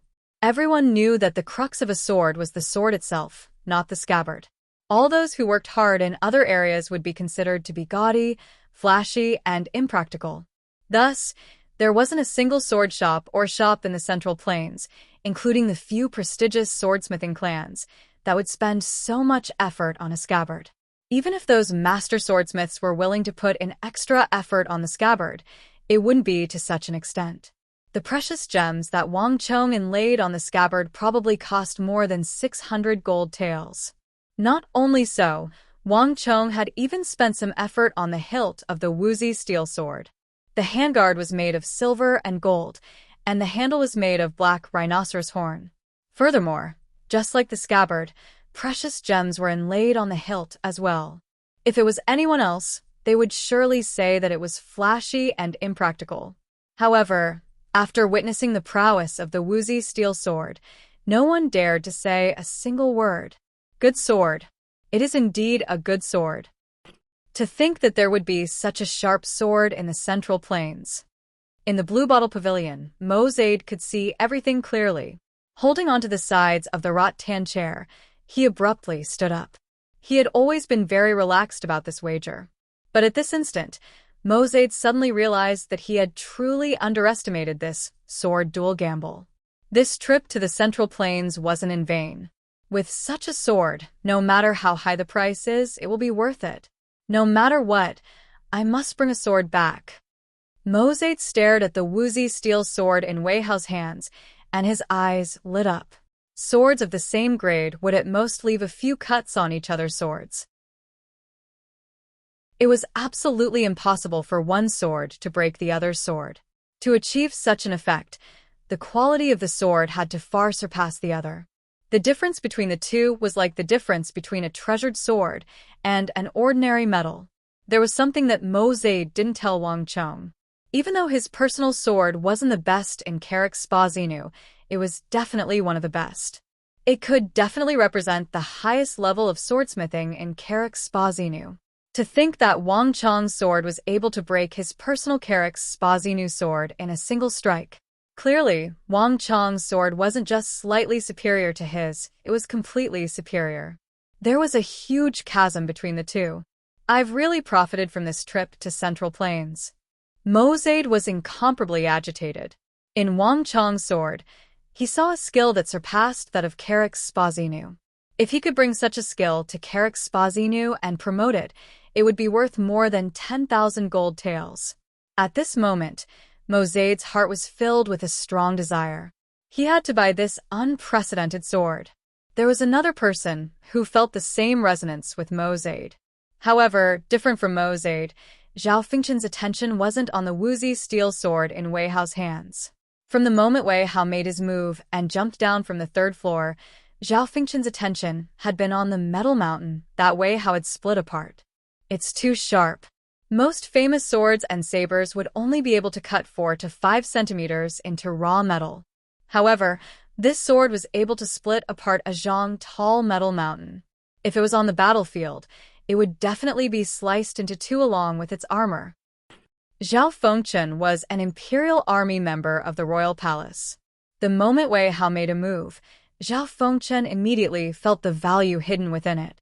Wang Chong's sword was too sharp. If such a sword and saber were to form an army on the battlefield, they would be able to slay even gods and Buddhas alike. Not only so, Zhao Fengchen also thought of another matter. Huang Xiaotian has been suppressing me with the famous Sui sword, Snow Drinker. In terms of weapons and equipment, I am no match for him. If I could have such a treasured sword, I would definitely be able to suppress him in the selection of commanders in the palace. Looking at Wang Chong's back, countless thoughts flashed across Zhao Fengchen's eyes. The reason why Zhao Fengchen looked at Wang Chong wasn't just to buy a sword. In the imperial army, Zhao Fengchen had a nemesis, Huang Xiaotian. He was slightly older than Zhao Fengchen, and just like Zhao Fengchen, he was a commander in the imperial army. The factional struggles within the imperial army were extremely intense. Zhao Fengchen and Huang Xiaotian belonged to two different factions, and they had a competitive relationship. Initially, there was no grudge between Zhao Fengchen and Huang Xiaotian. Zhao Fengchen also thought that the conflict between factions shouldn't have much to do with an individual. Furthermore, Huang Xiaotian was older than him, so Zhao Fengchen had always tolerated him in the royal palace. However, for some reason, Huang Xiaotian seemed to hate science like Zhao Fengchen. Not only did Zhao Fengchen's tolerance not end well, Huang Xiaotian even thought of him as cowardice and incompetence. Not only so, Huang Xiaotian's personality was extremely unforgiving. Not only did he speak viciously to Zhao Fengchen when they met in the royal palace, he even made use of the situation to suppress Zhao Fengchen's subordinates and friends. Zhao Fengchen could tolerate the former, but the latter was a huge taboo for him. From then on, the two of them were like fire and water. On top of that, the position of Imperial Army Marshal suddenly became vacant, and the two factions elected Zhao Fengchen and Huang Xiaotian respectively. This made the relationship between the two of them even more tense. In the end, everyone was involved in this matter. Zhao Fengchen and Huang Xiaotian weren't the only ones. Even their subordinates were stifled by the matter, and they fought with one another both in the open and in the shadows. As a result, their relationship became extremely strained. At this point, there was no way out for either of them. Zhao Fengchen thought that he was talented, but Huang Xiaotian had the advantage of being older. Furthermore, he was wielding a sword from the Sui dynasty, causing Zhao Fengchen to be in a disadvantageous position. Not too long ago, in a spar, Zhao Fengchen suffered a great loss, and even his sword was severed. Zhao Fengchen was agitated. For the sake of his clan, subordinates, and his own future, he decided to find a sword that could suppress Huang Xiaotian. However, the grade of Huang Xiaotian's Snow Drinker was simply too high. The swords from the sword shops and smithing clans in the capital couldn't compare to it at all. Zhao Fengchen went to all sorts of sword shops and smithing shops, but he was left disappointed. Until he met Wang Chong selling swords in the Blue Bottle Pavilion. This is the only hope I have to defeat Huang Xiaotian. No matter what, I must get my hands on that sword. Zhao Fengchen glanced at his sword, which had been severed by Wang Chong, and determination flashed across his eyes. Ah! Just when everyone was focused on the woozy steel sword in Wei Hao's hand, a loud shout sounded in the Blue Bottle Pavilion, startling everyone.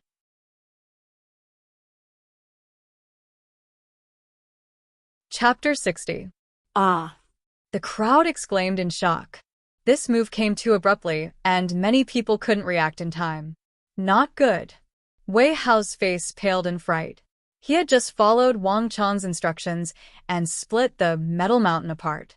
He didn't expect that someone would make a move on him. Furthermore, this person's cultivation was higher than his, and he wasn't a match for him at all. Wang. In the blink of an eye, Wei Hao did not have the time to think. He instinctively raised his sword high above his head. Clang!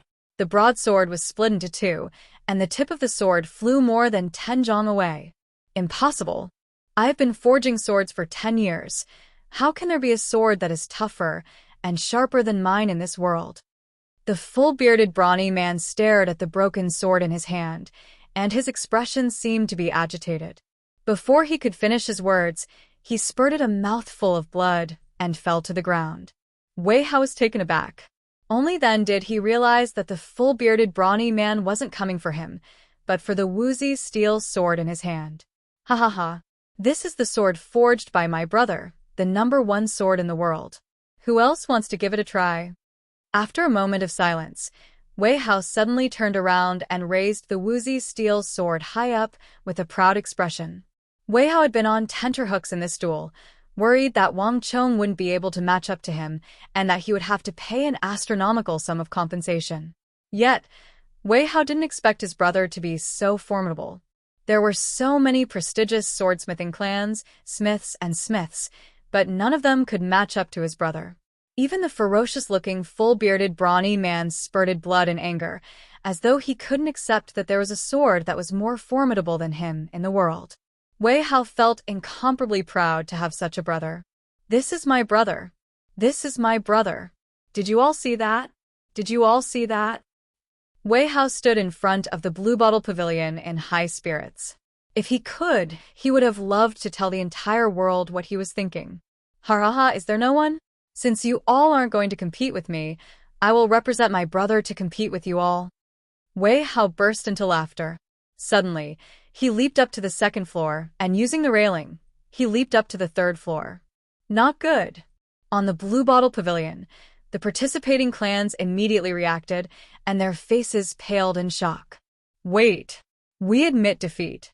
I don't want to compete. Even swordsmithing clans like the Zhang clan, Lu clan, Huang clan, and Chen clan were no match for them, let alone small clans like them. He might not be able to win the sword gamble, but at least he could protect his own sword. Whoosh, whoosh, whoosh. Some people immediately flew out and tried to take down their swords. Unfortunately, it was too late. Clang. In midair, a cold light swept out, and the remaining dozen or so swords on the gatehouse were immediately cut into two, clanging as they fell to the ground. Hurrah! Let's see if you still dare to laugh at my brother. Wei Hao did a somersault in the air and landed steadily on the railing. He held the woozy steel sword in his hand and laughed at the crowd. For the past 7 days, Wei Hao had had enough of these people's taunts, mockery, and ridicule. Now that there was such a rare opportunity, he would not let it go. Young Master Wei, why are you doing this? We have already admitted defeat. An elder from a local swordsmithing clan stared at Wei Hao with an awful expression. If it was anyone else, they would have already taught him a lesson. However, Wei Hao was the son of the Duke of Wei, and he had a high status. He wasn't someone they could casually touch. Why? Feeling sorry for my brother? Hee, you were one of the people who mocked my brother and said that he was still wet behind the ears, right? Wei Hao said bluntly. The elder's expression changed, and he immediately shut his mouth. Haha, all right. Wei Hao, come down. Wang Chong smiled and waved his hand. Looking at the reactions of the crowd, it was clear that he had achieved his goal with this sword gamble. Pung! Wei Hao flipped over the railing and landed on the ground. The woozy steel sword in his hand glowed with a cold light. When the cold light was pointed at them, other than Wang Chong, the others quickly retreated as though they were avoiding a snake or a scorpion. Wang Chong's sword was incomparably sharp, and he could easily slice apart a metal mountain that was taller than a human with a single slash. If such a sword were to fall on him, he would probably be able to pierce several holes in his body. No matter how high their cultivation was, it was impossible for their bodies to be tougher than steel. Wang Chong sneered in disdain. Thinking back to the attitude of these people, it was truly a world of difference. Wang Chong. Wei Hao sheathed his sword and returned it to Wang Chong. His admiration for Wang Chong had reached its peak. In this sword gamble, Wang Chong had given him a huge surprise. Back then at the Eight Gods Pavilion, Wang Chong had guided him to defeat Gao Fei, thus earning Wei Hao's trust. In that case, Wei Hao really admired him from the bottom of his heart for the sword and saber gamble. Previously, Wang Chong owed 90,000 gold taels to the 2 Sindhi Buddhist monks and 1,700 gold taels at the Eight Gods Pavilion. Furthermore, for the sword gamble, Wang Chong had to bear the risk of paying hundreds of thousands of gold taels. Everything related to woozy steel appeared in Wei Hao's mind at this moment. Wei Hao couldn't help but admit that this comrade who had grown up with him had a quality that he didn't possess. Once he identified a point, he displayed extraordinary insight, courage, and insight. Wei Hao was ashamed of his inferiority. Wang Chong would never know that it was at this moment that Wei Hao had built up his absolute trust in Wang Chong. All right, everyone. The sword gamble has come to an end, so there shouldn't be any complete swords left.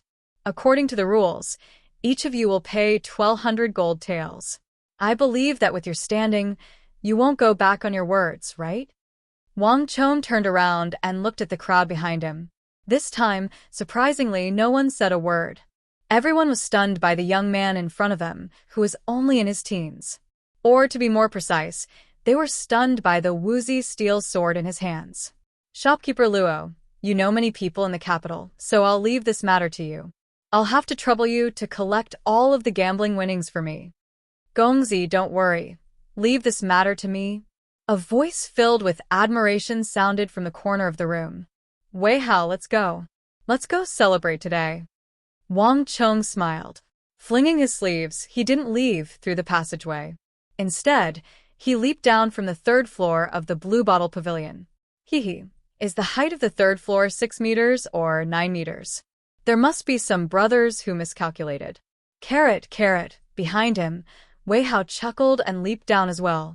Boom.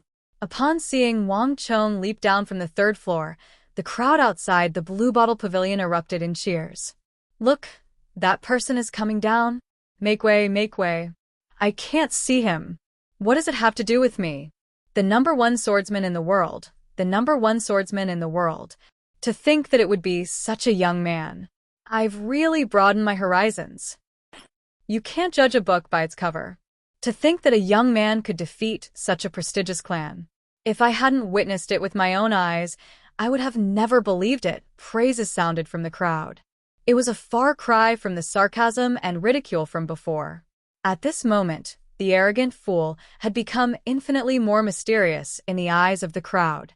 Hearing these praises, Wang Chong's mood improved.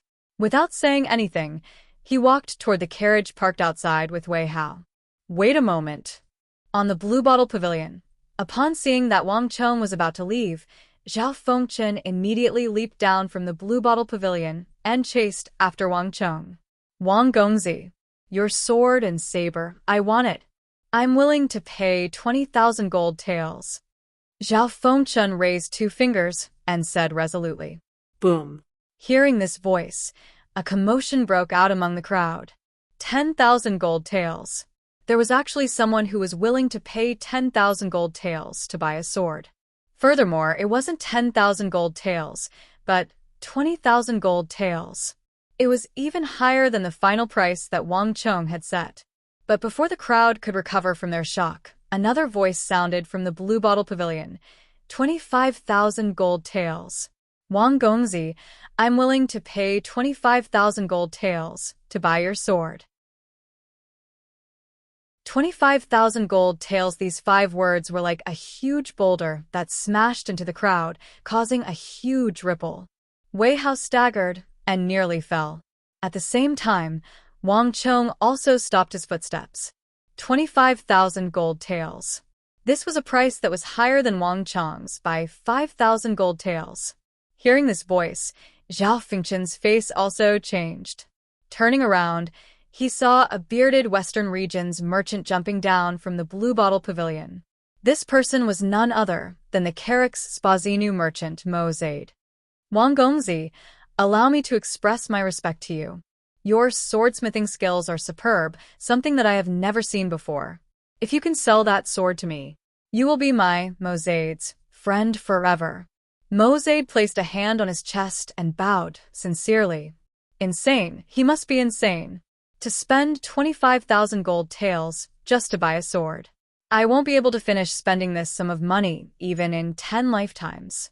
No matter how sharp that sword is, surely there's no need to spend so much money on it. The crowd gathered in the Blue Bottle Pavilion was dumbfounded by this price. Especially those weapon merchants. They couldn't believe their ears. They had been weapon merchants for their entire lives, but they never knew that the price of a sword could reach more than 10,000 gold taels. Furthermore, there were actually people who wanted to buy it. Similarly, the crowd of swordsmithing clans and the shopkeepers of the Blue Bottle Pavilion were also dumbfounded. Clearly, they didn't expect such a sight to occur. Even Huang Jiao, who didn't have a good impression of Wang Chong, was stunned speechless. A business worth tens of thousand gold taels had already surpassed his understanding. He had never come into contact with a business of this level in his entire life. As for Chung Yuqing and the other elders of the swordsmithing clans, even though they didn't say a word, their faces were grim. Instinctively, they felt that this sight would have a huge impact on the swordsmithing clans and the swordsmithing industry. Hee. Mosade's body didn't move, but his eyes had already taken in the reactions of the crowd. To spend 25,000 gold taels to buy a sword, these people must have thought that he was insane. However, only Mosade knew how rare of an opportunity he had come across. In his eyes, what he saw wasn't a sword, but a superior swordsmithing skill that surpassed this era. This kind of swordsmithing skill was something that could only be chanced upon, and it was something that couldn't be measured with money. When Archaic Spazinu obtains the skill, you will know how profitable of a deal this is. Mosade thought to himself. 30,000 gold taels. Just as these thoughts flashed through Mosade's mind, an earth-shattering voice sounded by his ear. Zhao Fengchen had raised the price to 30,000 gold taels. Chapter 61. 32,000 taels. Mosade said. 35,000 taels. Zhao Fengchen said without any hesitation. 37,000 taels. Mosade gritted his teeth.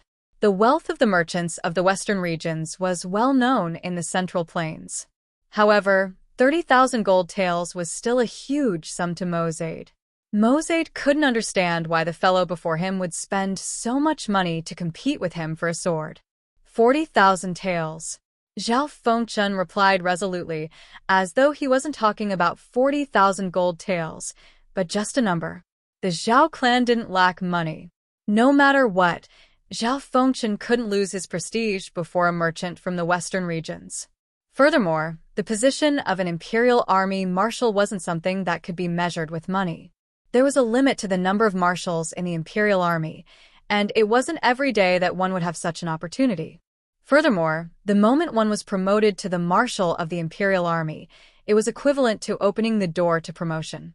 In the future, there would be more opportunities for one to come into contact with more cultivation techniques and resources, thus allowing one to rise to a higher position. These weren't things that an ordinary commander could compare up to. More importantly, no matter what, he couldn't lose to Huang Xiaotian. 41,000 taels. Mosade gritted his teeth. Clearly, he wasn't willing to do so. There's no need to compete.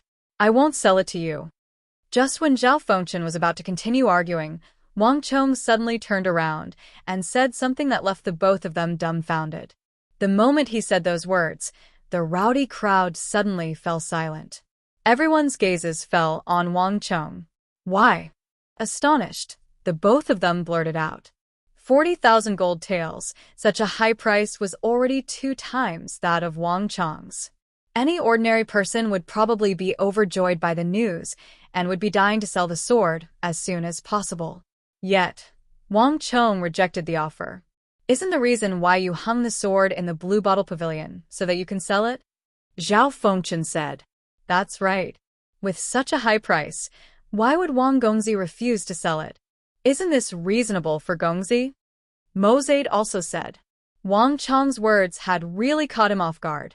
Mosade had thought of the possibility of encountering a strong competitor, but he never expected that the owner of the sword, Wang Chong, would actually refuse to sell it. I've already told you that you only have 7 days. You can't touch or look at him. Furthermore, he only had 2 hours a day and he wouldn't miss it. Now, 7 days have passed and the 2 hours of selling time has also passed. Wang Chong pointed to the Blue Bottle Pavilion. In that instant, Zhao Fengchen, Mosade, Chung Yuqing, Huang Jiao, and the others were all dumbfounded. Only then did everyone remember that Wang Chong had indeed mentioned this rule on the first day. His sword was only for sale for 7 days. No one was allowed to look at it or touch it. Furthermore, it was only for 2 hours a day. Everyone had heard of this rule countless times, but no one took it to heart. But no one expected that they would be rejected by Wang Chong because of this rule. Wei Hao, let's go. Ignoring Mo Zaid and Zhao Fengchen, Wang Chong beckoned Wei Hao and left. This time, Wei Hao didn't doubt Wang Chong's words. With a smile, he turned around and quickly followed behind Wang Chong. Wait a moment, rules can be changed. Wang Gongzi, I'm willing to pay a higher price. Mo Zaid called out from behind. Wang Chong smiled, as though he didn't hear Mo Zaid's words. In an instant, he covered a distance of several dozen zhang. With a flick of his sleeves, Wang Chong quickly dived into the carriage. Boom. Behind him, the crowd erupted into an uproar. Insane, he's really going insane. How can there be such a person in the world, refusing money that is offered to him? 40,000 gold taels. That's 40,000 gold taels. What in the world is that fellow thinking? Aren't swords meant to be sold? Since others are willing to buy it, why shouldn't he sell it? If you don't want it, give it to me. How regretful. If only I knew that this sword is worth so much money, I would have bought it on the first day. The crowd howled in agony, and they felt as though they were going insane. No one knew what Wang Chong was thinking. To many people, this was an opportunity that they could only dream of, and yet Wang Chong had so cleanly rejected it, not the slightest bit tempted. Recalling the precious gems inlaid on Wang Chong's sword, many of them felt their intestines turning green. They beat their chests and stomped their feet in regret. Just the gems inlaid on Wang Chong's woozy steel sword alone was worth more than 600 gold taels. However, despite so many people watching it that day, not a single one of them made a move. Even more so, no one expected the sword to be worth so much. Upon thinking of this, the crowd felt of heart-wrenching pain. These scions sure earn money quickly. They don't have to do anything, and they can earn a huge sum of money. However, just as the crowd was making a ruckus, no one noticed that in the corner of the crowd, there was a man in his 30s or 40s. He had an unshaven beard and disheveled clothes. He looked like a hooligan, and he was silently watching the direction in which Wang Chong had left. No one knew when this person arrived, and no one knew where he came from. All they knew was that this person had witnessed the entire process of the sword gamble. 32 swords, each losing 1,200 gold taels, adding up to 38,400 gold taels. This is truly a huge sum of money. The man looked in the direction of Wang Chong, and his eyes flashed with an indescribable emotion. In this era where mathematics wasn't advanced, most people had to use their fingers to calculate from 1 to 10. However, this hooligan-like man was extremely familiar with the process. Without even thinking, he easily calculated the profit that Wang Chong had earned from the gamble. Chuckling, the man suddenly leaned against the wall and shakily stood up. Then, he walked in the direction of Wang Chong. The carriage didn't move. Shen Hai and Meng Long were outside instructing the men from the Blue Bottle Pavilion to move boxes after boxes of gold into the carriage. On the other hand, Wang Chong and Wei Hao were waiting silently in the carriage. Several 10,000 gold taels wasn't a small sum. However, with the men from the Duke of Wei residence guarding them, they weren't afraid of anyone causing trouble. Wang Chong and Wei Hao were waiting for Shen Hai and Meng Long to finish their task. 38,400 gold taels. Once this is done, I won't be too far away from my target of 90,000 gold taels. After settling the problem of the sword duel gamble, Wang Chong felt much more at ease. Without having to sell a single sword, just the sword duel gamble alone had earned him an additional 40,000 gold taels. This was something that Wang Chong didn't expect. Even though he was still a distance away from reaching 90,000 gold taels, Wang Chong wasn't in a hurry. He had his own plans for everything that had happened. After I'm done with this matter, I will be able to focus on my cultivation, Wang Chong quietly said to himself.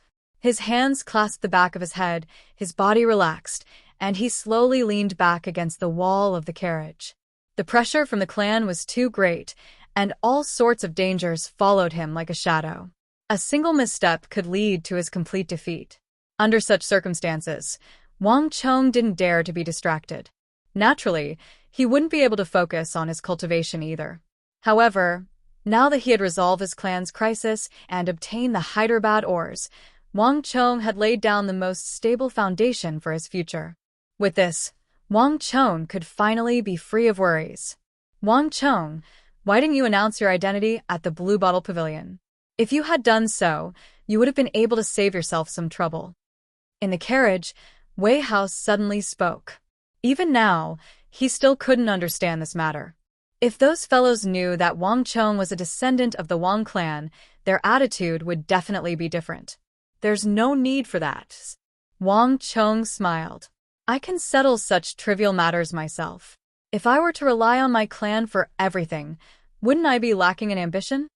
Wei Hao was taken aback. He didn't expect this. What about Zhao Fengchen? It's 40,000 gold taels. It's a pity that I missed such a good opportunity. Wei Hao said with a pained expression. Even though he believed in Wang Chong's decision, he couldn't help but feel that it was a pity that he had missed out on 40,000 gold taels just like that.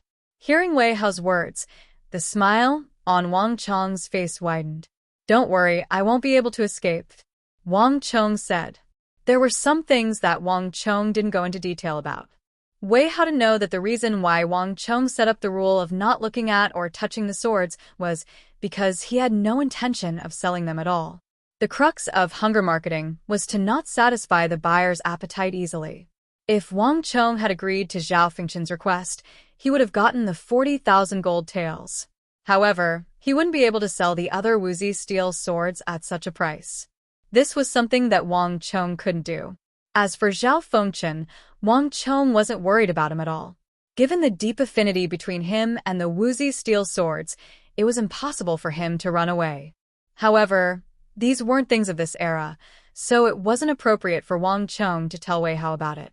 Shen Hai and Meng Long were extremely efficient. In just a short moment, the 38,400 gold taels had been moved. Half of it was moved to Wang Chong's carriage, while the other half was moved to Wei Hao's carriage. The experts of the Wei residence followed behind the carriage. Gongzi, it's done? Shen Hai and Meng Long pulled open the curtains and entered the carriage. Wang Chong nodded his head. With a wave of his hand, the carriage started moving from the Blue Bottle Pavilion and slowly moved forward. Ah. What are you doing? Do you even know how to walk? Are you blind? The carriage made a turn, and after traveling for a dozen meters, a commotion suddenly occurred in front of them. Following which, coachman's berating voice sounded. It seemed as though someone had charged under the carriage. Before Wang Chong and Wei Hao could react, Kacha, the door of the carriage was forcefully opened from the outside. A dirty hand reached in, and Wang Chong and Wei Hao saw a disheveled, mischievous head. Gongzi, please lend me some money. Don't worry, I will write a contract and return it to you in the future. You're tuning in to the Passion Pages YouTube channel. We're so grateful for your support, and don't forget to subscribe to join us on this incredible journey through captivating stories. Your generosity through donations truly makes a world of difference, as it's the primary source of revenue that allows me to expand and enhance this channel for you. Thank you from the bottom of my heart for being a part of this adventure.